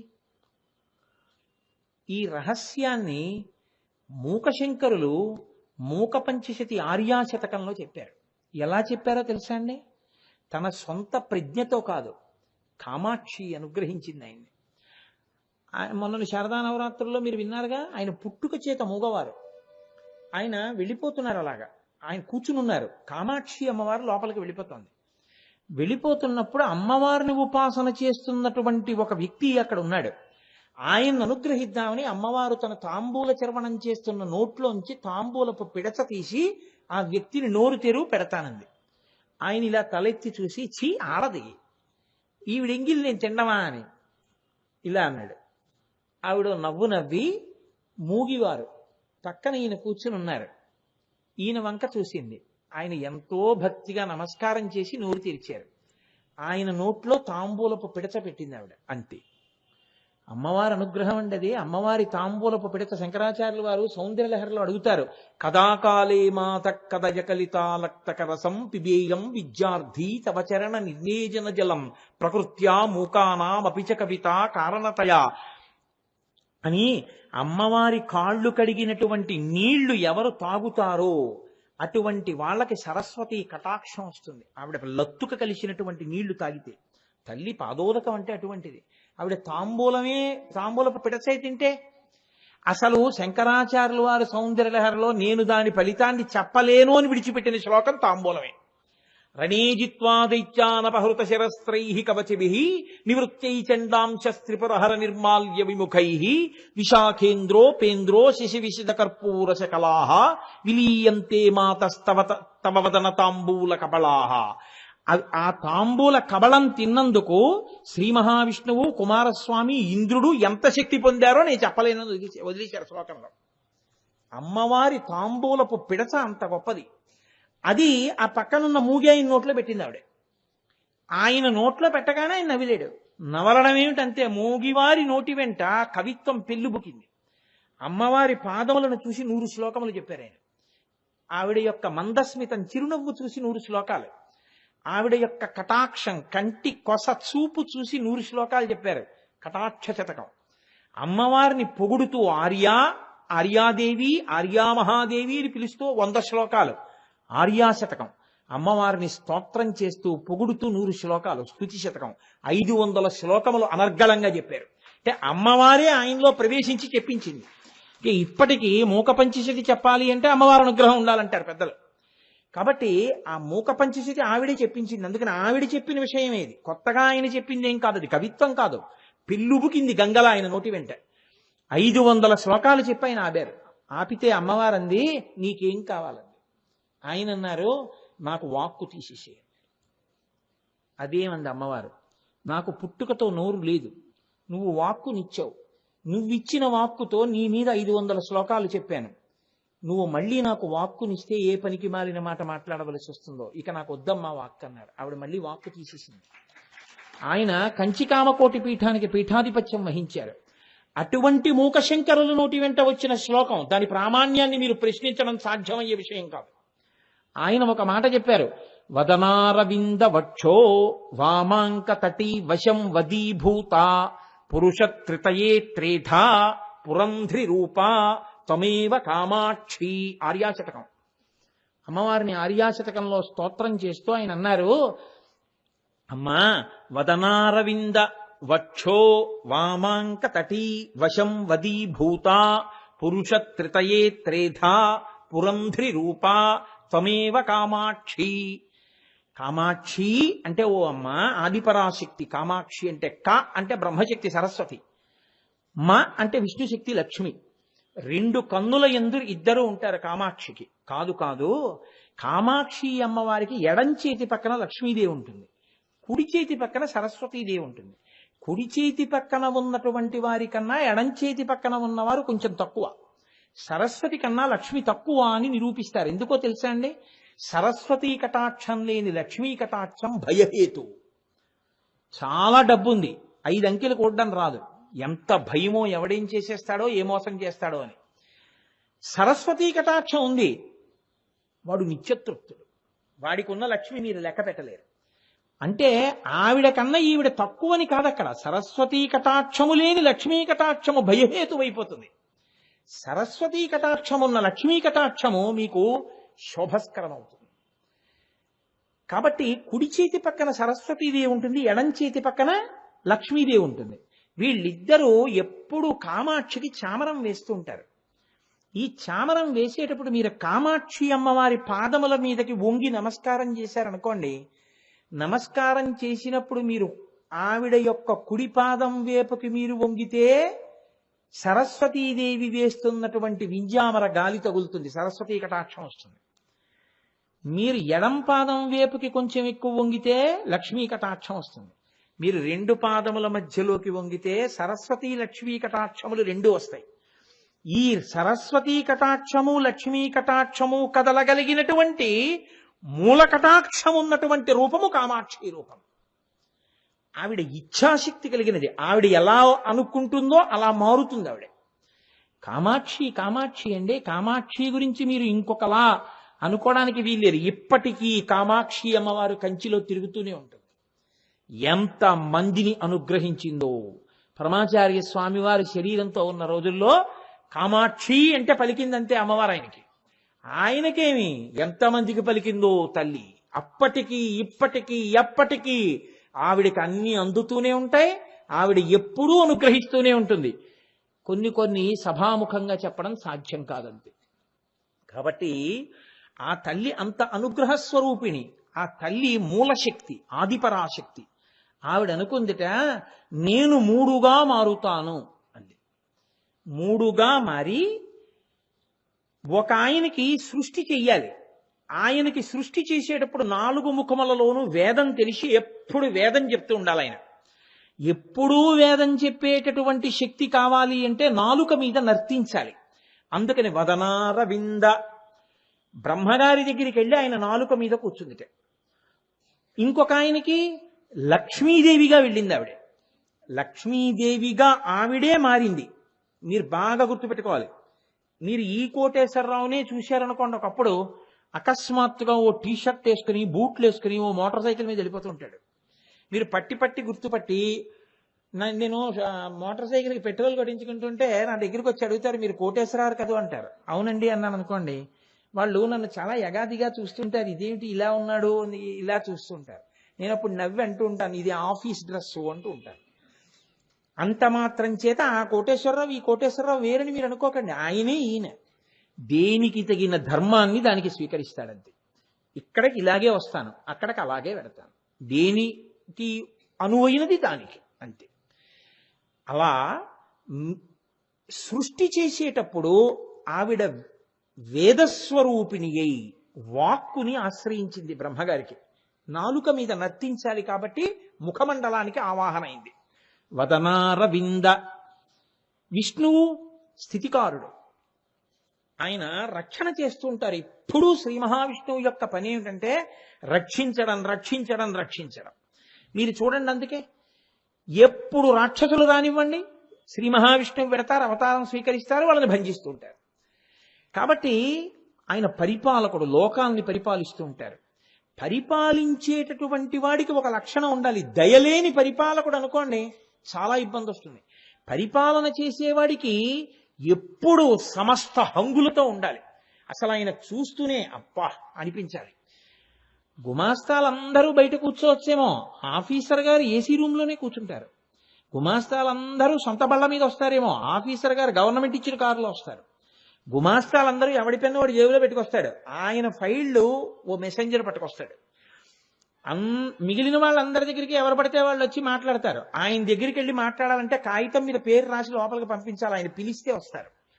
వీళ్ళు ఏమో ఇలారా అని నోరు తెరిచి పిలవాలి. ఆయన ఇలా గంట కొడితే వస్తారు. అంటే పరిపాలనయందు, అధికారమునందు లక్ష్మి ఉంటుంది, ఆవహించి ఉంటుంది కదండి. కాబట్టి విష్ణువునకు లక్ష్మి ఆవాహన అయి ఉంటుంది. ఆమె కారుణ్యమూర్తి. ఈశానాం జగతోస్య వెంకటపతేర్విష్ణోః పరాం ప్రేయసీం తద్వక్షస్థల నిత్యవాస రసికాం తక్షాంతి సంవర్ధినీం పద్మాలంకృత పాణిపల్లవయుగాం పద్మాసనస్తాం శ్రియం వాత్సల్యాది గుణోజ్వలాం భగవతీం వందే జగన్మాతరం. పరిపాలకుడు కఠినుడిగా ఉన్నాడనుకోండి, చాలా కష్టం మిగిలిన వాళ్ళకి. లోకంలో అజ్ఞానం లేకపోతే గురువు గారు ఎందుకు, తప్పులు చేసేవాడు లేకపోతే ఈశ్వరుడు ఎందుకు? ఈ ఇద్దరు ఖాళీ పనే ఉండదు వాళ్ళిద్దరికి కదండి. లోకంలో అజ్ఞానం ఉంది కాబట్టే గురువు గారు కావాల్సి వచ్చాడు. లోకంలో తప్పులు చేసేవాడు ఉన్నాడు కాబట్టే ఈశ్వరుడు కావాల్సి వచ్చాడు క్షమించడానికి. ఈ ఇద్దరు లేకపోతే ఈశ్వరుడికి పని లేదు, గురువు గారికి పని లేదు. కాబట్టి అమ్మవారు అంటూ ఉంటుందిట, ఏమిటి అలా కోపంగా చూస్తారేమిటి? తప్పులు చేశారు కాబట్టి వచ్చి కాళ్ళ మీద పడ్డారు, స్వీకరించండి. ఇటు అలా కోపంగా చూడకండి మీరు వాళ్ళ వంక అంటుంది. వాత్సల్యాది గుణోజ్వలాం భగవతీం. కారుణ్యాన్ని ఎప్పుడూ ఎక్కడ చెప్తాం? ఏమిటండి అలాంటి పని చేశాడు, ఆయనకి దయలేదండి అని ఇలా తొడ చూపిస్తారా? ఆయనకి దయలేదండి అని చెయ్యి చూపించరు. ఎంత పని చేశాడండి, ఆయనకి దయలేదండి అని ఇలా చూపిస్తారు. పరిపాలకునకు దయ ఉండాలి. అందుకని అమ్మవారు ఎక్కడ ఉంటుంది? వక్షస్థలంలో ఉంటుంది. వక్షస్థలంలో ఉన్నటువంటి అమ్మవారు కాబట్టి ఈశానాం జగతోస్య వెంకటపతేర్విష్ణోః పరాం ప్రేయసీం తద్వక్షస్థల నిత్యవాస రసికాం. గుండెల్లో ఆవిడ ఉంటుంది అంటే ఆవిడ దయాస్వరూపిణి. అందుకే వేదాంత దేశికులు అమ్మవారి మీద శతకం చేస్తే దయాశతకము అని చేశారు. ఆయన మహానుభావుడు. వేదాంత దేశికులు అంటే ఏం మాటలు కాదు. శంకర భగవత్పాదులు లక్ష్మీదేవిని స్తోత్రం చేస్తే ఎలా బంగారు ఉసిరికలు కురిశాయో, అలా వేదాంత దేశికులు స్తోత్రం చేస్తే బంగారు ఉసిరికలు కురిశాయి. ఆయనకి సర్వతంత్ర స్వతంత్ర బిరుదుంది వేదాంత దేశికులకి. సర్వతంత్ర స్వతంత్ర అని ఎవరిని పిలుస్తారో తెలుసా అండి? ఏది కావాలన్నా ఈశ్వరుణ్ణి తప్ప ఇంకోళ్ళని అడగరు వాళ్ళు. ఆ లక్షణం ఉంటే సర్వతంత్ర స్వతంత్ర అంటారు. శృంగగిరి పీఠాధిపతులకి బిరుదునామాల్లో సర్వతంత్ర స్వతంత్ర ఉంది. శంకరాచార్యులు వారు ఓ వృద్ధ బ్రాహ్మణిని అనుగ్రహించాలనుకున్నారు. లక్ష్మీదేవిని స్తోత్రం చేశారు, బంగారు ఉసిరికలు కురిపించేసింది. అది సర్వతంత్ర స్వతంత్ర. వేదాంత దేశికులకి ఆ బిరుదుండేది. ఆయన బిరుదుకి అర్హుడు కారని నిరూపించాలని కొంతమంది అసూయాపరులు ఏం చేశారంటే, ఓ బ్రాహ్మణ పిల్లాన్ని పంపించి పెళ్లి చేసుకోవడానికి డబ్బులు లేవు మీరు ఇవ్వండి అని అడుగు. ఆయన దగ్గర డబ్బులేం లేవంటే ఆయనకేం డబ్బుల కోసం ఆర్తి లేదు. ఆయన మహానుభావుడు, ఈశ్వరుని నమ్ముకున్నవాడు. అందుకని అడుగు ఏం చేస్తారో చూద్దామన్నారు. ఇవ్వకపోతే నీకు సర్వతంత్ర స్వతంత్ర బిరుదు ఏమిటాయా అని అడుగుదాం అనుకున్నారు. ఈ బ్రాహ్మణుడు వెళ్ళి అడిగాడు. ఆయన పెళ్లికి డబ్బు ఇవ్వాలి, ఏం చేస్తారు? ఆయన ఒక్కసారి ఆలోచించారు. ఆలోచించి లక్ష్మీదేవిని స్తోత్రం చేశారు. అంతే. కనుక కాసులు కురిశాయి. అంతటి మహానుభావుడు వేదాంత దేశికులంటే ఆయన. అందుకే అమ్మవారి మీద శతకం చేస్తే ఇంకొక పేరు పెట్టలేదు, దయాశతకము అని పేరు పెట్టారు. అటువంటి మహాపురుషులు లోకంలో ఉన్నారు, చూపించారు అమ్మవారి అనుగ్రహం అంటే ఏమిటో. కాబట్టి లక్ష్మిగా ఆ పరాశక్తే విష్ణువు యొక్క గుండెల్లో ఉంటుంది. కాబట్టి వదనారవింద వక్షో వామాంక తటీ. రుద్రుడి దగ్గరికి వచ్చేటప్పటికి ఎడమ తొడ మీద కూర్చుని ఉంటుంది. ఎలా? కాళీగా. కాళీ శక్తి. ఆవిడ ఏం చేస్తుంది? సంహార ప్రక్రియనందు ఉపయోగపడుతుంది. అంటే మళ్ళీ మీ అందరూ వెంటనే దీనికి రకరకాల అర్థాలు తీసేసి కాబట్టి శివుడనగా చంపువాడు అని వ్యాఖ్యానం చేయకండి. మీరు ఆయన్ని పొందకపోతే ఆయన మిమ్మల్ని పొందడమే సంహార ప్రక్రియ. దాన్నే మహాప్రళయం అంటారు. మీకు నిద్ర ఇవ్వడం నిత్యప్రళయం. అసలు ఇంకొక పెద్ద అర్థం ఏమిటో తెలుసా అండి? వామదేవమూర్తి చేసేటటువంటి గొప్ప అనుగ్రహం ఏమిటో తెలుసా? రుద్రస్వరూపంగా మీకు రుత్యా ధర్మాన్ అవలోకయతి ప్రాపయితిత్వా. అది రుద్ర శబ్దానికి అర్థం. అంటే ధర్మమును మీకు చెప్పి ధర్మమునందు మీరు నడిచేటట్టు చెయ్యగలిగిన వాడెవరో ఆయనకి రుద్రుడని పేరు. ఆయనదే ఉత్తరాభిముఖం వామదేవమూర్తి. ఇప్పుడు మీరు ఒకటి జాగ్రత్తగా ఆలోచించండి. మీకు సుఖములు కావాలి, మీ అమ్మాయికి పెళ్ళవ్వాలి, మీ అబ్బాయికి మంచి ఉద్యోగం రావాలి. మీ అమ్మాయికి పెళ్ళవలేదు, మీ అబ్బాయికి ఉద్యోగం రాలేదు. పెళ్ళైన అమ్మాయికి కొడుకు పుట్టాలి, ఆ అమ్మాయి కడుపు పండలేదు. ఇప్పుడు మీరేం చేస్తున్నారు? బాధపడుతున్నారు, మీ కన్నుల నీరు వస్తోంది. ఎందుకు మీరు ఏడుస్తున్నారు? ఈశ్వరుడు ఎందుకు మీ కోరిక తీర్చట్లేదు? గతమునందు చేసిన పాపం ఉంది. ఆ పాపము వలన ఇప్పుడు మీరు కోరుకున్న కోరిక తీరకుండా దుఃఖపడుతున్నారు. ఇప్పుడు మీ కోరిక తీరాలి. ఇప్పుడు కాదు, ఎప్పటికీ తీరుతూ ఉండాలి మీ కోరికలు. మీరు ఎటువైపుకు వెడితే తీరుతాయి? ధర్మం వైపుకు వెడితే తీరుతాయి. మీకు ధర్మం వినపడేటట్టు చేసి, ఒక గురువు గారిగా మీకు ధర్మాన్ని ఉపదేశం చేసి, మీకు ధర్మమునందు అనురక్తి కల్పించి, మీరు ధర్మ మార్గంలో నడిచేటట్టుగా మార్చి, దాని వలన మీ పాపములను కాల్చి, వీడిప్పుడు మంచి మార్గంలోకి వచ్చాడని మీ కోరికలు తీరేటట్టు చేసేవాడెవరో వాడు వామదేవుడు. కాబట్టి ఆయన ధర్మమునిస్తాడు. అయితే ఏమంటే వామదేవమూర్తి మీకు కోరికలు ఒకటే తీరుస్తాడా? కాదు. రుత్తు ద్రావయతి ఇది రుద్ర. రుత్ అంటే ఏమిటో తెలుసా అండి? మోహింపచేయునది, స్తంభింపచేయునది, అడ్డగించున్నది, ప్రతిబంధకముగా అడ్డంగా పడుకునేదానికి రుత్ అని పేరు. అంటే మీరు దేనికి దేన్ని వాడుకోవాలో దానికి వాడుకోకుండా చేసేసి ఇంకొకలా వాడుకునేటట్టు మీ బుద్ధిని మోహపెట్టి మీ జీవితాన్ని పాడు చేసేదానికి రుత్ అని పేరు. కాబట్టి అది గురువుతో ఉండేటటువంటి అనుబంధాన్ని చెప్తుంది. శివుడే గురువుగా దిగొస్తాడు. నేను మొన్న మీకు చెప్పానుగా, నమ శంభవే చ మయోభవే చ నమ శంకరాయ చ మయస్కరాయ చ నమ శివాయ చ శివతరాయ చ. శాస్త్రముగా గురువుగా శివుడే ఉంటాడు లోకంలో. కాబట్టి ఇప్పుడు రుత్ ద్రావయతి రుద్ర. ఆ ఉపకారం మీకు చేసి మీ కోరిక తీర్చేవాడు వామదేవుడని నేను చెప్పవలసి ఉంటుంది తప్ప, మీరెళ్ళి రోజు అక్కడ అలా అంటుండండి, మీరు ఎన్ని పాపాలు చేసినా మీ కోరికలు తీరిపోతాయని నేను చెప్పుకుంటూ వచ్చాను అనుకోండి, అది అసలు వేద హృదయమును విడిచిపెట్టిన ఉపన్యాసం. అది కాదు. మనుష్యుడికి అలా బోధ చేయమని వేదాలు చెప్పట్లేదు, అలా చెప్పమని శాస్త్రాలు చెప్పట్లేదు. మీ మార్గమును మీరు మార్చుకోమని చెప్తున్నాయి. మీరు మార్గమును మార్చుకుని జరిగిన పొరపాటుకి మీరు చింతించి ఈశ్వరుడి దగ్గర క్షమార్పణ వేడుకున్న ఉత్తర క్షణంలో ఆయన ఉదారుడై మీ పక్కన నిలబడతాడు. అసలు ఆ బుద్ధి దేనివల్ల కలుగుతుంది? దారి తప్పిన వాడికి దారి తప్పామని చెప్పేవాడు దొరకాలి, చెప్పిన వాడి మీద విశ్వాసం మీకు కుదరాలి కదండి. మీరు జగ్గంపేట వెళ్ళారండి, కుడి పక్క కడితే అన్నవరం, ఎడం పక్క కడితే రాజమండ్రి. మీరు రాజమండ్రి వైపుకి నడిచి వెళ్ళిపోతున్నారు. చలివేంద్రం దగ్గరికి వెళ్ళారు, ఈశ్వరుడే మిమ్మల్ని దిద్దడానికి వచ్చాడు. ఏమంటే ఎక్కడికి వెడుతున్నారు అన్నాడు. అన్నవరం. అదేమిటండి ఇటు వస్తున్నారు? ఇప్పటికే 15 కిలోమీటర్లు అనవసరంగా నడిచారు. మళ్ళీ ఇప్పుడు ఈ 15 కిలోమీటర్లు వెనక్కి నడిచే బదులు మీరు జగ్గంపేట నుంచి 10 కిలోమీటర్లు వెళ్ళుంటే, కత్తిపూడి నుంచి 10 కిలోమీటర్లు వెళ్ళుంటే మీరు అన్నవరం వెళ్ళుండేవారు. కత్తిపూడి నుంచి అటు వెళ్లకుండా కత్తిపూడి నుంచి ఇటు ఎందుకు వచ్చారండి అని అడిగాడు. నోరుమొయ్యి, నీ ఇష్టం వచ్చినట్టు మాట్లాడక, నా ఇష్టం, నా కాళ్ళు నేను ఎడతాను అని మీరు అటే వెళ్ళారనుకోండి, మీరు రాజమండ్రి వెళ్తారు, జగ్గంపేట ఎడతారు. అరేరే, నా వల్ల ఎంత పొరపాటు జరిగిందా, ఇటు వెళ్ళకూడదనమాట, అయితే ఇటు వెళ్ళాలన్నమాట. మీరు మార్గం మార్చుకున్నారు, ఎటు ఎడతారు? అన్నవరం వెళ్ళిపోతారు అంతే. మీ మార్గమును మార్చి మీకు శ్రేయస్సు చేకూర్చున్నది వామదేవ ముఖము అని నేను చెప్పాలి కదండి. తప్ప మీరు ఏమైనా చేసేయండి, వెళ్ళి నమస్కారం చేయండి, మీ కోరికలు తీరుస్తూ ఉంటుందని నేను చెప్తే అంతకన్నా అన్యాయం ఇంకోటి ఉందా? ఎందుకు ఇంకా ఉపన్యాసం? ఏ ధర్మ బోధ చేయడానికి అది? కాబట్టి రుత్తు ద్రావయతి కాదు కాదు, ఆయన వేదస్వరూపంగా, రుత్యా అంటే వేదస్వరూపం, వేదస్వరూపముగా మీకు ధర్మమును చెప్పి ఆ ధర్మానుష్ఠానము చేత మీ పాపములు నాశనము చేయించి మీ కోర్కెలు తీర్చగలిగినటువంటి రూపమేదో దానికి వామదేవ ముఖమని పేరు. దానికి అనుగుణంగా శక్తి ఆయన ఎడమవైపు కూర్చుని ఉంటుంది. శక్తి స్థానములన్నీ అసలు సాధారణంగా అత్యంత ముఖ్యమైనవి ఎడమ పక్క కదండి, గుండెకాయ అవిని. అందుకని శక్తి ఎడమ పక్కన కూర్చుని ఉంటుంది ఆయనకి. అందుకని వామాంక భాగమంతా ఆవహించి ఉంటుంది. అయితే మీరు నన్ను ఒక మాట అడుగుతారు, ఏమండి మరి మీరు శివాష్టోత్తరం కదా చెప్తున్నారు, ఇది మొదలు పెట్టినప్పుడు మీరేమన్నారు? శరీరార్థ భాగాన్ని పార్వతీదేవి కోరి నారాయణుని అడిగితే కదా ఈ నామాలు చెప్తున్నాడు అన్నారు. మరి ఆ నామాల్లోనే పార్వతీదేవి పక్కకు వచ్చేసింది అంటున్నారు మళ్ళీ మీరు. ఇది ఎలా సంభవం? చేరిపోతే ఇంకా మళ్ళీ అడగడం ఏంటి? ఇక్కడ ఒక పెద్ద సూక్ష్మం ఒకటి ఉంది, మీరు పట్టుకోవాల్సింది. కామాక్షిగా వచ్చింది ఆదిపరాశక్తి.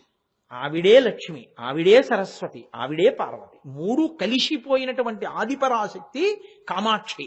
మీరు కామాక్షి దగ్గరికి వెళ్ళి విమలపటి కమలకుటి పుస్తక రుద్రాక్షస్త హస్తపుటి కామాక్షి పక్ష్మలాక్షి కలిత విపంచి విభాసి వైరించి అన్నారనుకోండి, ఆవిడ సరస్వతీ కటాక్షం ఇస్తుంది. ఏది మరుపు లేకుండా జ్ఞాపకం వచ్చేటట్టుగా చేసేస్తుంది ఆవిడ. ఆవిడ దగ్గరే నిలబడి మీరు లక్ష్మీ కటాక్షం కావాలని శ్లోకం చెప్పారనుకోండి, ఆవిడే లక్ష్మీ కటాక్షం ఇస్తుంది. మీరు ఆ కామాక్షి దగ్గరే నిలబడి నాకు శక్తి కావాలి అని శ్లోకం చెప్పారనుకోండి, ఆవిడ మీకు శక్తిని ఇచ్చేస్తుంది. ఆవిడ దగ్గరికి వెళ్ళి మీరు మోక్షం కావాలి అని అడిగారనుకోండి, ఆవిడ అది ఇచ్చేస్తుంది. అందుకే మూకశంకరులు ఆవిడ్ని ప్రార్థన చేస్తూ శివ శివ పశ్యంతి సమం శ్రీ కామాక్షి కటాక్షితాః పురుషః విపినం భువనం అమిత్రమిత్రం లోష్టంచ యువతి బింబోష్టం అన్నారు. అమ్రేడితంతో శివ శివ అంటూ మొదలెట్టారు శ్లోకాన్ని. అంత జ్ఞానం ఇచ్చేస్తుంది ఆవిడ. అందుకే ఆవిడ కామకోటి, ఎంత కోరికనైనా తీర్చగలదు. ఇప్పుడు ఈ ఆదిపరాశక్తి లక్ష్మిగా సరస్వతిగా పార్వతిగా మూడు శక్తులు కలిసిపోయిన మూలపుటమ్మ ఎవరుందో ఆవిడ. పోతనగారు ఆవిడ్ని ప్రార్థన చేశారు. అమ్మలగన్నయమ్మ ముగురమ్మల మూలపుటమ్మ చాలా పెద్దమ్మ సురారులమ్మ కడుపారడి బుచ్చినయమ్మ తన్నులో నమ్మిన వేల్పుటమ్మల మనంబున ఉండెడియమ్మ దుర్గమాయమ్మ కృపబ్ధినిచ్చుట మహత్వ కవిత్వ పటుత్వ సంపదల్లన్నారు.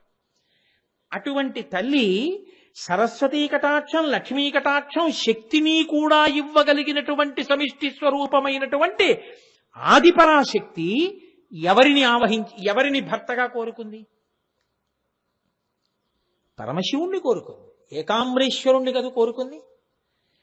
ఏకాంబరేశ్వరుడు అంత తొందరగా ఆవిడికేం దొరకలేదు. వేదములన్నీ మామిడి చెట్టు అయ్యి వచ్చాయి. 4 కొమ్మలు 4 వేదములు. 4 వేదములు ఒక చెట్టుగా వస్తే ఆ వేదమంతా ఎవరి గురించి చెప్తోందో ఆయనే సైకతలింగంగా వచ్చాడు. ఎవరో చేయలేదు దాన్ని, కామాక్షియే. అందుకే మీరు కామాక్షి అమ్మవారి గుళ్ళో కంచిలో ఇలా ఎదురుగుండా నిలబడ్డారనుకోండి, ఎదురుగుండా అరుగుంటుంది. అరుగు మీద నిలబడి ఇలా నమస్కారం చేశారనుకోండి, ఏకకాలంలో 5 కామాక్షులు కనబడతారు మీకు. మీకు ఆ దర్శనం చేయడం తెలియాలి కామాక్షి అమ్మవారి దేవాలయంలో. అది తెలియకపోతే మీరు ఆనందం అనుభవించలేరు.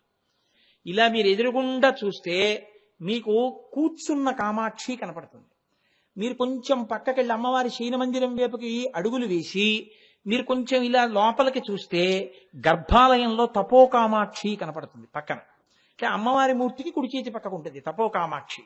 మళ్ళీ మీరు ఇలా నిలబడి ఇలా కుడి పక్కకి తల తిప్పితే ఉత్సవ కామాక్షి ఉంటుంది. మీరు ఇలా ఎడం పక్కకి తల తిప్పితే బంగారు కామాక్షి ఉంటుంది.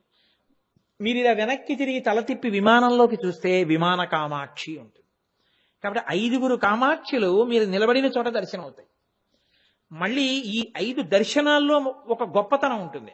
ఇప్పుడు నేను మళ్ళీ దాని జోలికి ఎక్కడ వెళ్ళను, అలా వదిలేయండి. 5 కామాక్షులు దర్శనం అవుతారు.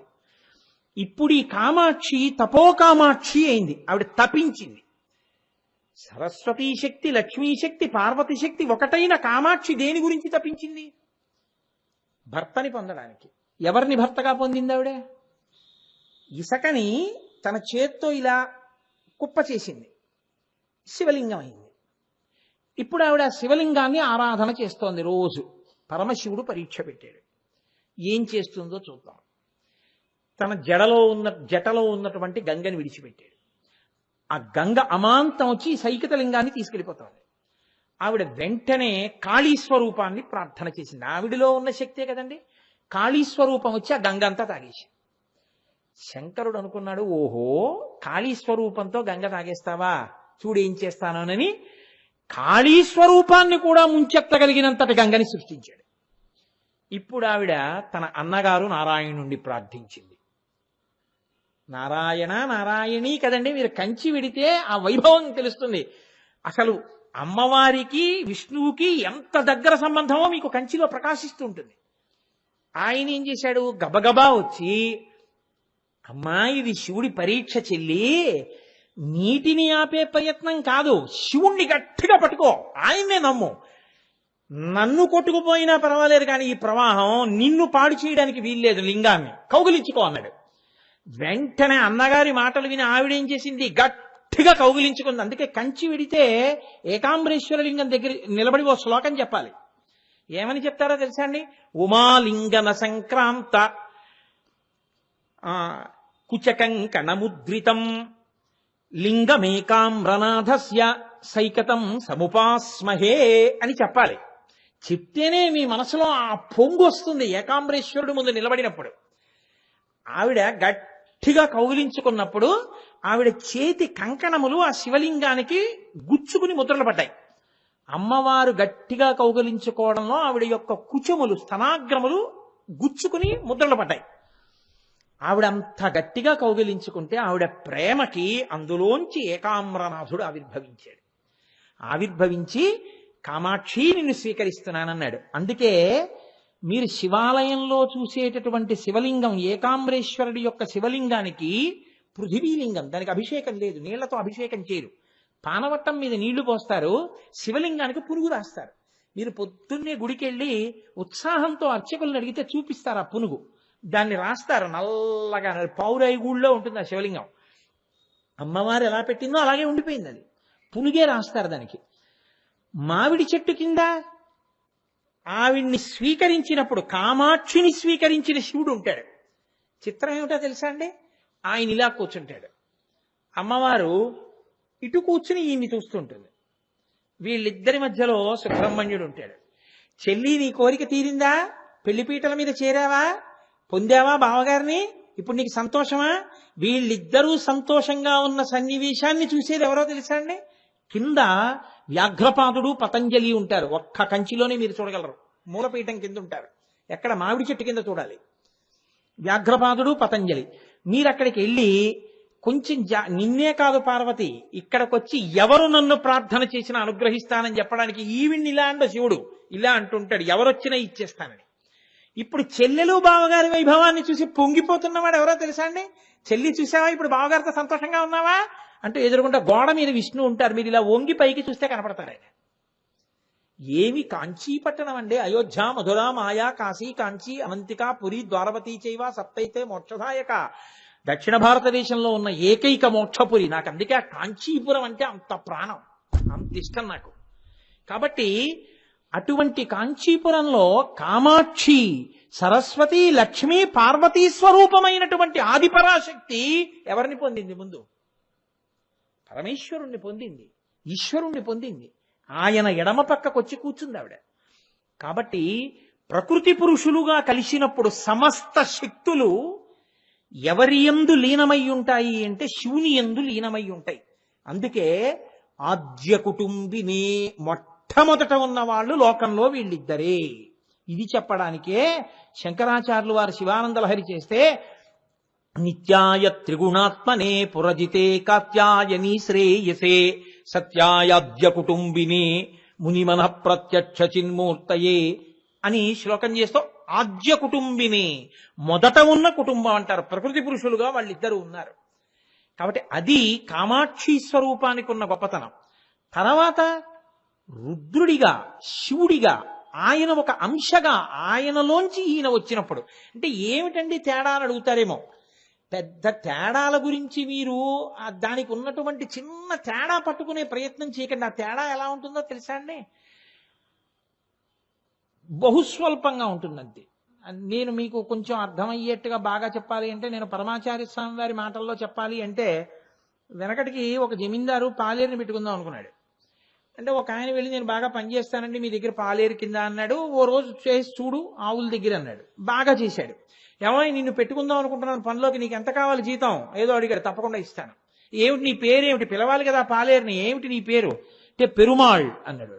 అమ్మ నాయనోయ్, పెరుమాళ్ అంటే ఈశ్వరుడు, పెరుమాళ్ అని ద్రవిడ సంప్రదాయంలో శ్రీ మహావిష్ణువుని పెరుమాళ్ పెరుమాళ్ అంటుంటారు. కంచిలో ఆదివరాహస్వామి మన స్వామి శ్రీ మహావిష్ణువు ఉన్నారు కదా అక్కడ.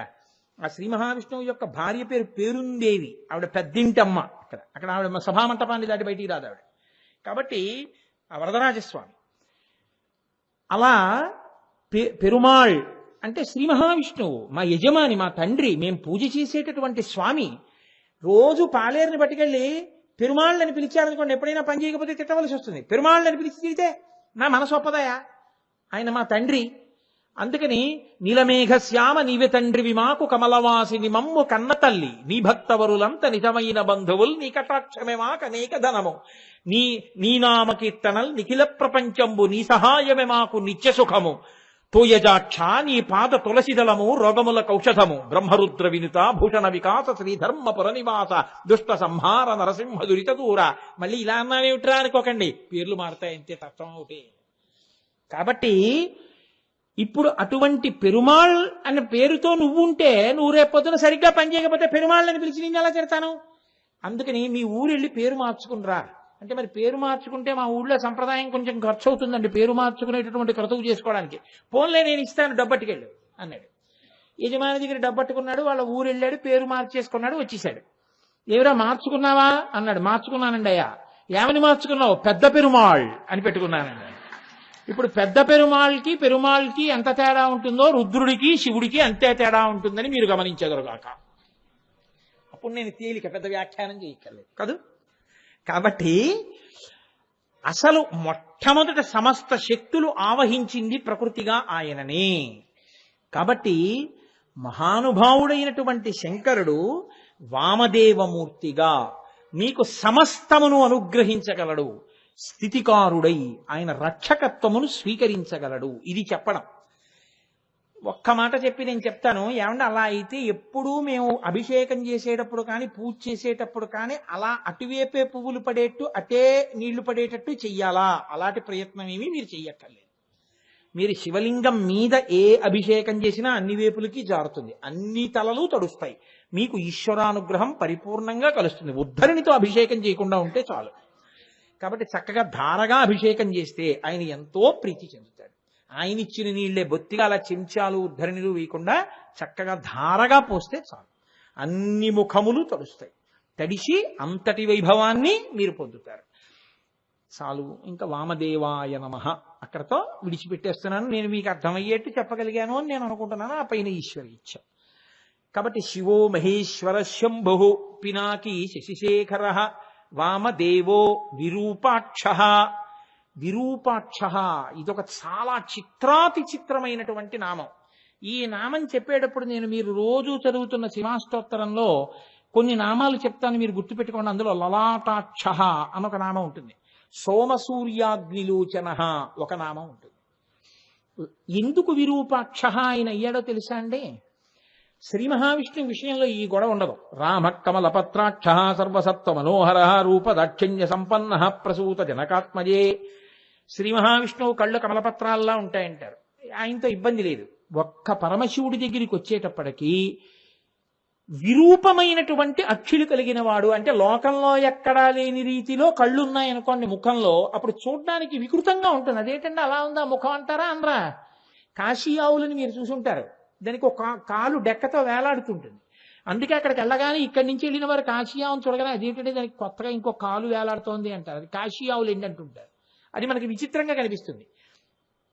పరమశివుడి దర్శనం అయితే ఆయన ముఖం కూడా అలాగే ఉంటుంది. ఎందుకో తెలుసా అండి? బేషికన్నుల వాడు లోకంలో ఆయన ఒక్కడే, ఆయన వినా ఇంకొకరు లేరు. మూడంకె మీద కళ్ళున్నాయి ఆయనకి, ఇక్కడో కన్ను ఇక్కడో కన్ను ఇక్కడో కన్ను. అలా ఎవరైనా మీకు కనపడ్డారనుకోండి గబుక్కుని, ఇక్కడ ఇలా ఓ నిలువుగా ఓ కన్నుండి ఇలా రెప్ప మూసుకుని ఉందనుకోండి, మీరు మామూలుగా ఇలా వెళ్ళిపోతూ అలా చూసి అలా వెళ్ళిపోతారా? అయిపోయి అదేంటంటే ఆయనకి నుదిరి మీద ఇంకో కన్నుంది ఏమిటండి అలాగా అంటారా అనరా? అప్పుడు మిగిలిన ప్రాణుల కన్నా విలక్షణమైన వాడు మీకు వికృతముగా కనపడినట్టు అనిపించేవాడు కాదు. అందుకని విరూపాక్ష. కానీ అలా వికృతంగా ఉంటాడని మీరు అనుకుంటున్నారా? కాదు. ఆయన మూడవ కన్ను చూపించాలనుకుంటేనే మూడో కంటితో కనపడతాడు. ఆయన మూడో కన్ను చూపించాలని భక్తితోనే కోరుకోవాలి. లేకపోతే ఆ కన్ను ఎలా కనపడుతుందో తెలుసా అండి? పెట్టుకున్న కుంకం బొట్టులా కనపడుతుంది అంతే. ఆ బొట్టు కిందకి వెళ్ళిపోయి బొట్టులా కనపడుతుంది. కానీ ఆయన ఏమి అందవికారంగా మీకేం కనపడ్డాయన. ఆయన ఎంతో అందం. అసలు మీరు శివమహాపురాణం చదివితే ఆశ్చర్యపోతారు. ఆయన కన్నా అందగాడు లోకంలో లేడు. అంత అందగాడు శివుడంటే. అందుకే లోకంలో అందానికి, సౌందర్యానికి, ఐశ్వర్య సాధనాలకి పెట్టింది పేరు విష్ణుమూర్తి. ఆయన మహానుభావుడు. మేఘశ్యామం పీతకౌశేయవాసం శ్రీవత్సాంకం కౌస్తుభోద్భాసితాంగం పుణ్యోపేతం పుండరీకాయతాక్షం విష్ణుం వందే సర్వలోకైకనాథం. అటువంటి వాడు వలచాడు పరమశివుణ్ణి. దూర్జటి దెప్పి పొడిచాడు. వన్నే ఏనుగుతోలు దుప్పటము బువా కాలకూటంబు చేగిన్నే బ్రహ్మకపాలముగ్రమగు భోగే కంఠహారంబు నిన్నీలాగున నుండియున్ తెలిసియున్ నీపాద మూలంబునన్ చేర్చన్ నారాయణుడెట్లు మానసమునన్ శ్రీకాళహస్తీశ్వర అని అడిగాడు. అంటే ఎంత అందగాడో మీరు ఆలోచించండి. ఆయన అంత అందగాడిగా కనపడేటటువంటి శివుడికి మూడు కళ్ళున్నాయి అంటాం కాదు. దాని తత్వ విచారణ మీరు చేయవలసి ఉంటుంది. నేను ఈ మూడు నామాలని కలిపేస్తున్నాను ఇవాళ. కాబట్టి నేను 4 నామాలు చెప్పినట్టుగా ఉపన్యాసంలో పూర్తవుతుంది. సోమసూర్యాగ్నిలోచన. ఆయన ఒక కన్ను సూర్యుడు, ఒక కన్ను చంద్రుడు, ఒక కన్ను అగ్ని, 3 కన్నులుగా ఉంటుంది. అసలు కామాక్షి భూమి మీదకి రావడానికి కారణం 2 కళ్ళు మూయడమే. కాబట్టి ఇప్పుడు ఆయనకి 3 కన్నులు అలా ఉంటాయి.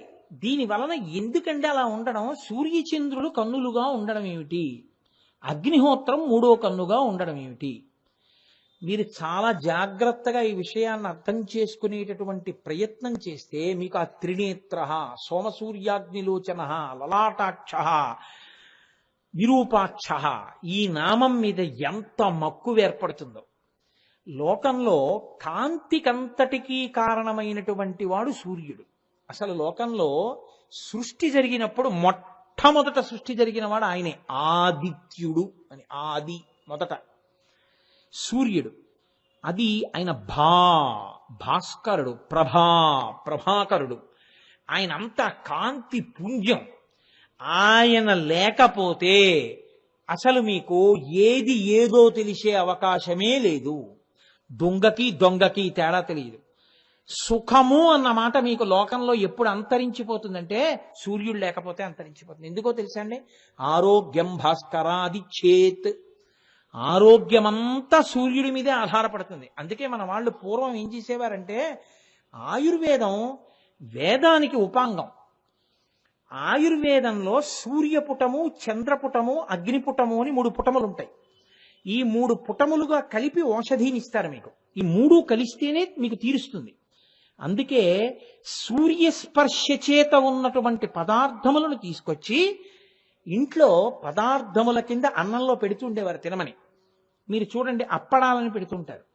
ఈ అప్పడాలని ఒత్తేసినప్పుడు చాలా మెత్తగా పచ్చిగా ఉంటాయి. వాటిని తీసుకెళ్లి పొయ్యి మీద వేడి చేసి దాచరు. అప్పడాలు ఎండబెడతారు. ఎండ పెడితే సూర్యకిరణములకు ఎండుతాయి. ఎండి ఎంత పెళపెళలాడుతూ బాగా ఎండాయా అంటారు. అవి ఇలా కొంచెం ఆ అంచులు ఇలా పైకి లేస్తాయి కూడా. ఇప్పుడు అవి మీరు డబ్బాలో గబగబా పెట్టి నొక్కేశారనుకోండి ముక్కలైపోతాయి. అలా అయిపోతాయి. ఇప్పుడు వాటిని బులబులాగా డబ్బాలో పెట్టి జాగ్రత్తగా పెట్టి మూత పెట్టుకుని దాచుకుంటారు. ఎన్నాళ్ళు అలా ఉంచేసేయండి మీరు. ఓ 2 నెలలు 3 నెలలు పోయాక మూత తీసినా ఘుమఘుమలాడుతూ సువాసన వస్తూ ఉంటాయి. వాటికి సూక్ష్మక్రిములు పట్టకుండా నిలవ ఉండగలిగినటువంటి శక్తి దాంట్లోకి ఎలా ప్రసారం అయిందో తెలుసా అండి? సూర్యకిరణముల చేత. సూర్యకిరణములలో ఉన్న ఆ శక్తిని మన వాళ్ళ అప్పడంలోకి తీసుకొచ్చారు. ఇవన్నీ నా సొంతంగా చెప్తున్నారు అనుకుంటున్నారా? సూర్య భగవానుడి మీద వచ్చినటువంటి అనేక వ్యాఖ్యానాల్లోంచి నేను ఆయుర్వేదంలో సూర్యపుటం, చంద్రపుటం, అగ్నిపుటాన్ని ఆధారం చేసుకుని మీకు కొన్ని పదార్థాలు అందిస్తున్నాను తేలిగ్గా అర్థం అవడానికి. అలాగే ఒరుగులు అని పెట్టేవారు పూర్వం. మళ్ళీ దొరకనిది చాలా శక్తివంతమైంది అంటే ఒరుగులు పెట్టేవారు. మామిడికాయ ముక్కలన్నీ తీసుకెళ్లి బాగా ఎండబెట్టేస్తే బాగా బిర్ర బిగుసుకుపోయి ఏదో బూడిద రంగులోకి వచ్చేస్తాయి. అవి నోట్లో వేసుకుంటే నాని పుల్లపుల్లగా ఉండేవి మా చిన్నతనంలో. ఆ ఒరుగులు డబ్బాలో వేస్తారు. ఎప్పుడో మామిడికాయలు దొరకనటువంటి రోజుల్లో మామిడికాయ పప్పు తినాలనిపించింది అనుకోండి, ఈ ఒరుగులు 4 ముక్కలు తీసి పప్పులో వేసి పప్పు వండేస్తే మామిడికాయ పప్పే అది. దానికి ఆ నిలవ శక్తి ఎక్కడి నుంచి వచ్చిందో తెలుసా అండి? అలా నిలవబెట్టగలిగిన శక్తి చల్లతనంలో నిల్వ చేసి తినడం మన అలవాటు కాదు. అది సూర్యరశ్మితో నిలవబెట్టుకోవడం మన అలవాటు. మనకి ఆయుర్వేదం ఉపాంగం కాబట్టి ఒరుగులు పెట్టి తినడం ఈ జాతికి తెలుసు. సూర్యకిరణ స్పర్శ చేత నిలవశక్తి పొందిన పదార్థాన్ని ఇంట్లో వాళ్ళకి పెట్టేవారు. ఎందుకంటే సూక్ష్మక్రిముల్ని చంపే శక్తి పొందుతుంది అని. అసలు ఆ సూర్యుడు లేకపోతే ఆహారం ఉండదు. ఎందుకో తెలుసా అండి? చెట్లన్నీ కిరణజన్య సంయోగ క్రియతోటే. మీరు చిన్నప్పుడు చదువుకున్నారుగా, ఇప్పుడు నేను కొత్తగా అవన్నీ మళ్ళీ సైన్స్ పాఠాలు చెప్పక్కర్లేదు. కిరణజన్య సంయోగ క్రియతోటే ఆహారాన్ని తయారు చేసుకుంటాయి. ఈ తయారు చేసుకున్నప్పుడు వచ్చినటువంటి పదార్థాలనే మనం చెట్ల నుంచి కోసుకుని తింటాం. పశువులన్నీ తింటాయి. మళ్ళీ ఇందులో గమ్మత్తు ఏమిటో తెలుసా అండి? సూర్యుడి యొక్క శక్తి వలన పదార్థమును తయారు చేసుకున్నటువంటి చెట్లకి సంబంధించిన శాకాహారమును తిన్నటువంటి జంతువుల యొక్క మాంసాన్ని తినడానికే ఇష్టపడతాయి. మాంసాహారమే తినేటటువంటి జంతువులు. మీరు పట్టుకున్నారో లేదో?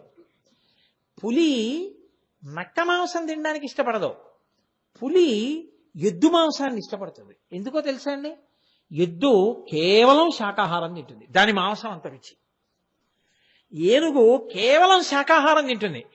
కేవల శాకాహారము ఎంత శరీరాన్ని, ఎంత బలాన్ని, ఎంత బుద్ధిని, ఎంత మంగళప్రదమైన దర్శనాన్ని ఇవ్వగలదో చెప్పాలి అంటే మీకు ఏనుగే ఆధారం. ఏనుగు ముఖమే కదండి వినాయకుడు పెట్టుకున్నాడు. ఏనుగు ముఖం చూస్తే మంగళప్రదం. ఆ లక్ష్మీస్థానం అది, ఏనుగు యొక్క కుంభస్థలం. అందుకే మహాపండితులైనటువంటి వాడికి సత్కారం చేయాలంటే గజారోహణం చేయిస్తారు, ఏనుగు మీద ఎక్కించి తిప్పుతారు వీధిలో. ఈశ్వరుణ్ణి తిప్పాలంటే ఏనుగు కుంభస్థలం మీద కూర్చోబెడతారు. ఏనుక్కంత బలం ఎక్కడొచ్చింది? శాకాహారంలోంచి వచ్చింది. శాకాహారానికి అంత శక్తి ఎక్కడి నుంచి వచ్చింది? సూర్యుడిలోంచి వచ్చింది.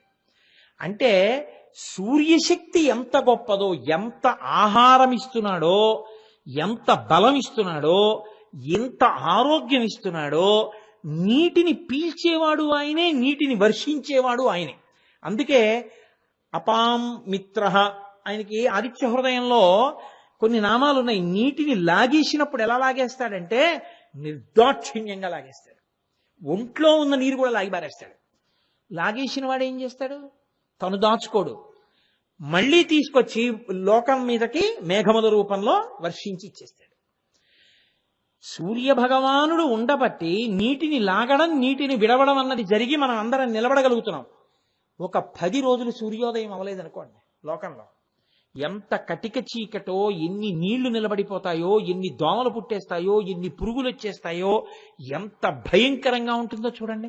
నాకు మెరైన్ ఇంజనీర్ గారు ఒక ఆయన స్నేహితుడు ఉన్నాడు. ఆయన నాకు ఒకప్పుడు ఫోన్ చేశారు. ఫోన్ చేసి, గురువుగారు నేను ఇక్కడ ఏదో అమెరికా దాటిన తర్వాత ఫ్రోజన్ ఐస్ అంటే ఇంకా సముద్రం అలలతో ఏమి ఉండదు, ఐస్ కింద గడ్డగట్టేస్తుంది. దాని మీద ముందు ఐస్ని కరిగించేటటువంటి నావ వెడుతుండగా మా ఓడ వెడుతోంది కార్లు పట్టుకుని. ఇక్కడ నేను సూర్యుడిని చూసి 4 రోజులు అయిందండి అంటే నేను అన్నాను, మరి మీకు ఎలా తెలుస్తోంది అన్నాను. కేవలం గడియారాన్ని ఆధారం చేసుకుని తారీఖు మారి ఉంటుందని, ఇప్పుడు చీకటయి ఉంటుందని, ఇప్పుడు పగలయి ఉంటుందని అనుకుంటున్నానండి. సూర్యుడు లేని ప్రపంచము ఎంత భయానకమో, ఎంత కష్టమో, ఎంత భరించలేమో ఇప్పుడు నా అనుభవంలోకి వచ్చింది గురువుగారు అని ఫోన్ చేశాడు ఒకసారి నాకైనా. సూర్యుడు లోకమునకంతటికి మిత్రుడు కాదు కాదు, ప్రత్యక్షంగా మీ కంటికి కనిపించేటటువంటి భగవానుని యొక్క రూపం సూర్యస్వరూపం. ఆయన ఒక్కడే కంటికి మాంసనేత్రమునకు దొరుకుతాడు. అంత గొప్ప స్వరూపం అది. అటువంటి సూర్యుడు ఒక కన్నయ్య ఉన్నాడు అంటే ఆయన ఆ కంటితో చూస్తున్నాడు అంటే ఎంత పోషణ చేస్తున్నాడో చూడండి. కాదు, సమస్త ప్రాణులు తను శరీరం ఇచ్చినవి శరీరంతో ఏం చేస్తున్నాయో, మనసుతో ఏం చేస్తున్నాయో కూడా ఆయన ఈ కంటితో చూస్తూనే ఉంటాడు. సూర్యకిరణం పడనిది ఎక్కడండి? అన్ని చోట్ల పడుతుందిగా. ఎక్కడ ఉన్నా ఆయన గమనించగలడు. రెండవ కన్ను చంద్రుడు. ఇప్పుడు ఈ చంద్రుడు అన్న కన్నుతో ఏం చేస్తుంటాడో తెలుసా అండి? సమస్త జీవుల యొక్క సంఘాతమును చంద్రుడిగా స్వీకరించాడు ఆయన. మీరు వరాహ పురాణం జరిగితే వరాహ పురాణం 35వ అధ్యాయం కావాలంటే మీరు వెళ్ళి చూడొచ్చు. అందులో చతుర్ముఖ బ్రహ్మగారు ఒక మాట చెప్తారు. దేహిని, ఈ శరీరాల్లో ఉండేటటువంటి జీవులందరినీ కలిపి ఒక సంఘాతముగా మారిస్తే, జీవుడంటే ఇవాళ ఈ శరీరంలో ఉన్నవాడు కాడు. ఈ శరీరం పడిపోయిన తర్వాత ఇంకో శరీరంలో పెడతాడు. యాతనంతా జీవుడిదే. ఆ జీవులందరినీ కలిపి ఒక చోట ముద్ద చేస్తే అదే చంద్రుడు. అంటే ఇప్పుడు సమస్త భూతములలో ఉన్న జీవస్వరూపమును చూడగలిగినటువంటి రూపముగా ఆయన కన్నును ధరించి ఉంటాడు. కాదు, ఈ కంటితో తపింప చేస్తే ఈ కంటితో చల్లతనాన్ని ఇస్తాడు. పెట్టిన ఆయనే, కొట్టిన ఆయనే, దక్షయజ్ఞంలో వీపులు పగలగొట్టిన ఆయనే, హాలాహలం తరువుకొచ్చిందని ఏడిస్తే పుచ్చుకుని రక్షించిన ఆయనే. లోకానికి తల్లి తండ్రి వాళ్ళిద్దరే అని నిరూపించడం సూర్యచంద్రులు ఆయన యొక్క నేత్రములు. కాదు, చంద్రుడు ఓషధులనన్నింటినీ కూడా ప్రేరేపిస్తాడు, జలములకు అమృతత్వం ఇస్తాడు. అందుకే తెల్లవారుజామున స్నానం చేయండి నీటిలో అని ఎందుకంటారో తెలుసా అండి? రాత్రి వెన్నెల విశేషంగా పడుతుంది నీటి మీద. అమృత కిరణుడు చంద్రుడు. ఆ అమృతం అంతా కూడా కిరణ రూపంలో నీటి యందు ప్రవేశిస్తుంది. తెల్లవారుజామునే వెళ్ళి నదీ స్నానం చేస్తే ఆ అమృత శక్తి శరీరంలోకి ప్రవేశిస్తుంది. అందుకే శ్రావణ మాసంలో నదీ స్నానం చేస్తే పాపం చెయ్యొద్దంటారు. ఎందుకో తెలుసా అండి? శ్రావణ మాసం వర్షాలు పడతాయి. వర్షాలు పడ్డప్పుడు నది పైన ఎక్కడ వరద వచ్చి ఏ పుట్టల మీదకి వెళ్ళిందో, ఏ తోటలోకి వెళ్ళిందో, ఏ ఇళ్ళు ముంచుకొచ్చుతోందో మీకు తెలియదు చీకట్లో. తెల్లవారుజామున మీరు స్నానానికి వెళ్ళారనుకోండి, ఆ పుట్టలు కొట్టు వేసుకొచ్చేస్తున్నప్పుడు పెద్ద పెద్ద త్రాచుపాములు అవి నీటిలో వస్తుంటాయి. మీరు స్నానం చేయబోతే అవి కరిచే అవకాశం ఉంటుంది. కాబట్టి శ్రావణ మాసంలో నదీ స్నానము చేయవద్దు. ప్రత్యేకించి నదీ స్నానం ఎప్పుడు చేస్తారంటే కార్తీకంలో చేస్తారు. ఎందుకనంటే ప్రౌఢమైన వెన్నెల ఉంటుంది. ఆశ్వీజ మాసం అంతా పరిణిత చంద్రుడు, కార్తీకం అసలు వెన్నెల పట్టు, అంత గొప్పగా ఉంటుంది లోకం. నాగుల చవితి నుంచి చలి తిరుగుతుంది, రలసప్తమికి వెళ్ళిపోతుంది. కాబట్టి ఇప్పుడు హిమకెరహ అంటుంటారు శంకరాచార్యులు వారు. ఎప్పుడు చంద్రుణ్ణి చల్లటి కిరణములతో అమృతాన్ని వదులుతాడు, చేతులతో ముట్టుకుంటాడు ఆ నీళ్ళని. కిరణములు అంటే కరములు, స్పృశిస్తాడు. ఇప్పుడు నీటి యందు అమృత శక్తి వస్తుంది. ఆ నీటినంతటినీ మనం ఆ నీటిలో స్నానం చేస్తే మనకి రోగ నివారణ చేసుకోగలిగినటువంటి శక్తి కలుగుతుంది. సూర్య భగవానుడు, చంద్ర భగవానుడు ఇద్దరూ ఆ శక్తి కలిగిన వాళ్ళు. ఒక యథార్థమైన సంఘటన జరిగిందండి. ఒకప్పుడు సర్వమంగళ శాస్త్రి గారిని మహావిద్వాంసుడైన ఆయన ఒరిస్సా పూరి జగన్నాథ క్షేత్రానికి వెళ్ళారు. వెళ్ళి అక్కడ రావి ఆకులో జగన్నాథ స్వామి వారి పాయస ప్రసాదం పెట్టుకుని ఆయన నాలుకతో నాకి తింటున్నారు. తింటుంటే ఒక ఓఢ్ర పండితుడు ఒక ఆయన అక్కడికి వచ్చి అన్నాడు, ఏమయ్యా, స్వామి వటపత్రశాయి రావి ఆకు మీద పడుకుంటాడు, అటువంటి ఆకులో ప్రసాదం వేసుకుని నాలుకతో నాకి తింటున్నావే, ఎంగిలి చేస్తున్నావే, తప్పు కాదా అన్నాడు. అంటే ఈయనకి కోపం వచ్చి ఈయన అన్నారు, నేను స్వామి పడుకునేటటువంటి ఒక ఆకునే నాకుతున్నాను, మీరు స్వామివారి అవతారాన్ని తినేస్తారే అన్నాడు. ఎందుకని అంటే ఓఢ్ర దేశంలో చేపని జలపుష్పం అని పిలిచి అది శాకాహారమే అని వాళ్ళు చేపలు తింటారు, మరి మత్స్యావతారాన్ని అంతటినీ తినేస్తున్నావు అని ఆయన తిప్పి పొడిచారు. ఆయనకి కొంచెం మంత్రశక్తి ఉన్నవాడు వచ్చిన ఆయన అన్నాడు, నీ కంటి చూపు పోతుందన్నాడు. ఆయన కంటి చూపు పోయి ఆయన వెంటనే సూర్య భగవాను ఉద్దేశించి స్తోత్రం చేశాడు. మహావిద్వాంసుడు కనుక, ఈశ్వరా నువ్వు జగత్తుకి చక్షువువి, నీవే పెద్ద కన్ను, నీవు నాకు కన్నివ్వలేవా అని ఆయనకి కళ్ళు వచ్చాయి. యథార్థంగా జరిగిందండి. ఆంధ్రదేశంలో విద్వాంసుడైన. కాబట్టి ఆరోగ్యం భాస్కరాదిచ్చేత్, ఆదిత్య హృదయాన్ని రక్షగా పెట్టుకుని బతుకుతున్న వాళ్ళు ఎంతమంది ఉన్నారో ఈ లోకంలో. అలాగే చంద్రుడు అమృత కిరణుడు. ఇంకా మూడవ నేత్రము అగ్ని. అగ్ని అన్న పేరు ఎందుకు వచ్చిందో తెలుసా అండి? వరాహ పురాణంలో ఈ మూడింటికి సంబంధించినటువంటి గొప్ప గొప్ప విశేషాలన్నీ మీకు కనపడతాయి. అగ్నిహోత్రానికి అగ్ని అని పేరు రావడానికి అఘస్ నిస్ కలిస్తే అగ్ని. అఘస్ అంటే పాపం, నిస్ అంటే తీసేయడం. పాపమును తీయగలిగినటువంటి శక్తి దేని ఎందుందో దానికి అగ్ని అని పేరు. ఆయన మూడవ కన్ను అగ్ని అంటే అర్థం ఏమిటో తెలుసా అండి? పాపమునకు పర్యాయ పదమే పుణ్యము. కొంచెం జాగ్రత్తగా పట్టుకోవాలి సుమా మీరు. నాకు పుణ్యం ఉందనుకోండి, నేను శరీరం తీసుకోవాలి, ఎందుకంటే పుణ్యానుభవం అనుభవించేయాలి. ఏ ఐశ్వర్యమో వస్తుంది, లేకపోతే ఏదో అధికారం వస్తుంది, దాన్ని అనుభవించేయాలి కాబట్టి శరీరం ఉండాలి. పాపం ఉంది, అనుభవించేయడానికి శరీరం కావాలి దుఃఖంగా. పాపమైనా పుణ్యమైనా శరీరాన్ని ఇస్తాయి. పాపము పుణ్యము ఏమీ లేకుండా పోతే ఇంక శరీరం రాదు, మోక్షం వస్తుంది. ఇప్పుడు ఈ అగ్ని కాలుస్తుంది. దేన్ని కాలుస్తుందో తెలుసా అండి? పాపమును కాల్చేస్తుంది. అంటే ఎవరు శివుణ్ణి ఆరాధన చేస్తారో ఆయన మూడవ కంటి మంట చేత ఏం చేస్తాడంటే వాడికి పాపపుణ్యములు లేకుండా చేసేస్తాడు, దహించేస్తాడు. కాబట్టి వాడి ప్రాణోత్క్రమణ సమయమునందు వాడు ఈశ్వరనామం చెప్తూ వెళ్ళిపోతాడు. ఇప్పుడు ఈ జీవుడికి పాపం లేదు, పుణ్యం లేదు, ఇంకెందుకు మళ్ళీ రావడం? మోక్షం ఇస్తాడు. కాబట్టి అగస్నిస్ ఆయన పాపమును దహించగలిగినటువంటి జ్ఞానమియ్యగలిగినటువంటి నేత్రం, జ్ఞాననేత్రం అగ్నిహోత్రం కాదు.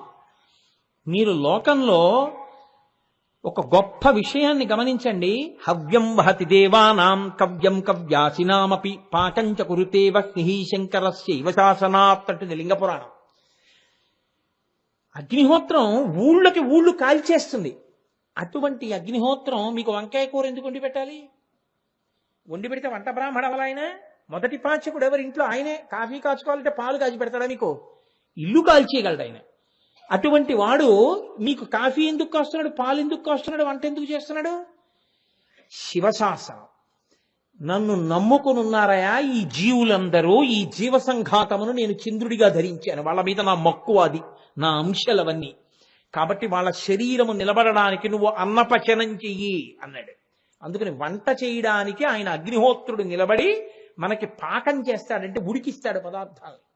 చెప్పిన మాట విని ఉడికిస్తున్నాడు. రెండు హవ్యం వహతి దేవానాం. మనకి వర్షాలు కావాలి, మనకి ఈశ్వరానుగ్రహం కావాలి, యజ్ఞం చేస్తాం.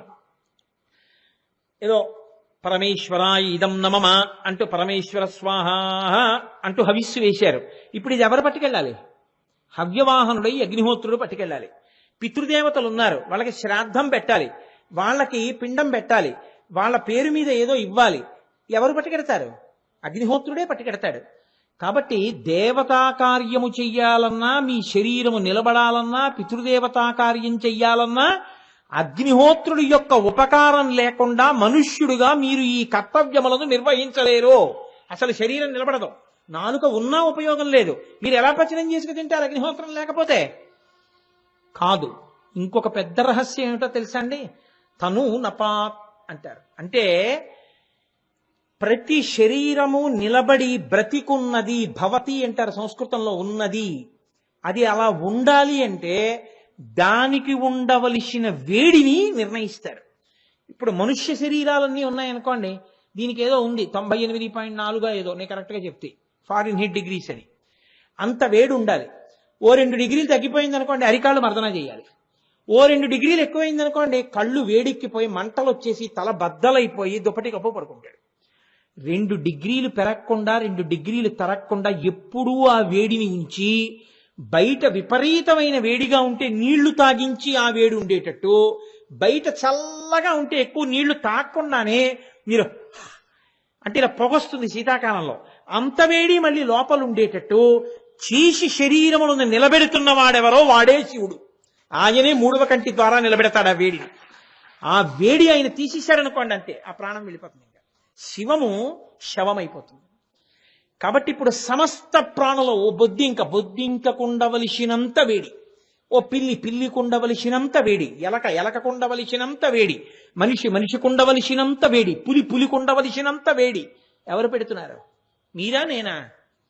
మన ఒంట్లో అంతే వేడి ఉండేటట్టుగా చూస్తున్నవాడెవరో ఆయనే. మీరు చూడండి, అంత ఎండలో తిరుగుతాం, ఇది పడిపోకుండా కాపాడి ఇందులో మాత్రం అంతే వేడి ఉంచిన వాడే శివుడు. ఆయనే మూడవ కంటి చేత లోకమునందు అంత వేడినే ఉంచుతుంటాడు. ఆ వేడితో మీరు అన్నం తినడానికి కావలసిన పచనమునకు అగ్నిహోత్రాన్ని నిలబెడతాడు. ఆ అగ్నిహోత్రంతో మీరు దేవతలకి యజ్ఞం ఇచ్చేస్తే హవిస్సు వెళ్ళేటట్టు చూస్తాడు.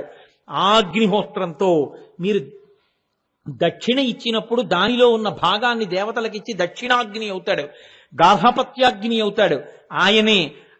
ఆ తర్వాత వైశ్వానరాగ్ని అవుతాడు ఆయనే. లోపల అగ్నిహోత్రంగా ఉండి మీరు తిన్నవన్నీ కాల్చి పచనం చేసి శక్తిగా మార్చి శరీరంలోకి పెట్టి పిప్పిని బయటకు వదులుతాడు. ఇన్ని చేసేటటువంటి రూపమే శివుని యొక్క మూడవ కన్ను. ఇప్పుడు నాకు చెప్పండి, సూర్య, చంద్ర, అగ్ని ఈ మూడు దేనికి ప్రతీకలు? సూర్యుడు కాంతికి, చంద్రుడు జీవితానికి, అగ్ని సుఖానికి, అంటే మనం నిలబడడానికి. లైట్, లైఫ్ అండ్ హీట్ అంటారు. ఈ మూడింటికి కూడా ప్రతీకలే ఆయన యొక్క మూడు కన్నులు. లలాటాక్ష, ఆ కన్నుతోటే పాపములను కాల్చేస్తాడు, ఆ కన్నుతోటే అజ్ఞాన దాహకత్వం చేస్తాడు. ఇన్ని చెయ్యగలిగిన వాడు కాబట్టే శివుడంటే నువ్వు అనుకున్నవాడు కాదురా. అగ్ని ముఖంబు పరాపరాత్మకమాత్మ కాలంబు గతి రత్నగర్భ పదము శ్వశనంబు నీ యూర్పు రసన జలేషుండు దిశలు కర్ణంబులు దివము నాభి సూర్యుండు కన్నులు శుక్లంబు సలిలంబు జఠరంబు జలదులు చెదలు శిరము సర్వౌషధులు రోమచయము శల్యంబు లద్దులు మానసమృతకరుండు చందములు ధాతువులు ధర్మసమితి హృదయము ఆస్య పంచకము పరిషదాహ్వయంబు అయిన నీరూపు సదసత్వమై శివాఖ్యై స్వయం జ్యోతి అయి ఒప్పు ఆజ్యమగుచు అన్నారు పోతన గారు భాగవతంలో. అటువంటి గొప్ప స్వరూపాన్ని కీర్తిస్తే ఆ మహానుభావుడే మనకి విరూపాక్ష. పైకి అదేమిటి మూడు కన్నులు ఉండడం అనిపిస్తుంది. అలా అనిపించి మీరు తత్వ పరిశీలనం చేస్తే ఈశ్వరా ఆ ముఖంతో నువ్వు చూడబట్టి కదూ ఈ వేడితో బతికున్నాను అని నమస్కారం చేస్తారు. అంతటి మహోజ్వలమైన స్వరూపం. ఇవాళ ఉపన్యాసాన్ని నా నామంతో పూర్తి చేశాను. ఇవాళ 4 పూర్తి చేసినట్లు గుర్తుపెట్టుకోండి. లలాటాక్ష, సోమసూర్యాగ్నిలోచన, విరూపాక్ష, వామదేవ, 4 నామాలైన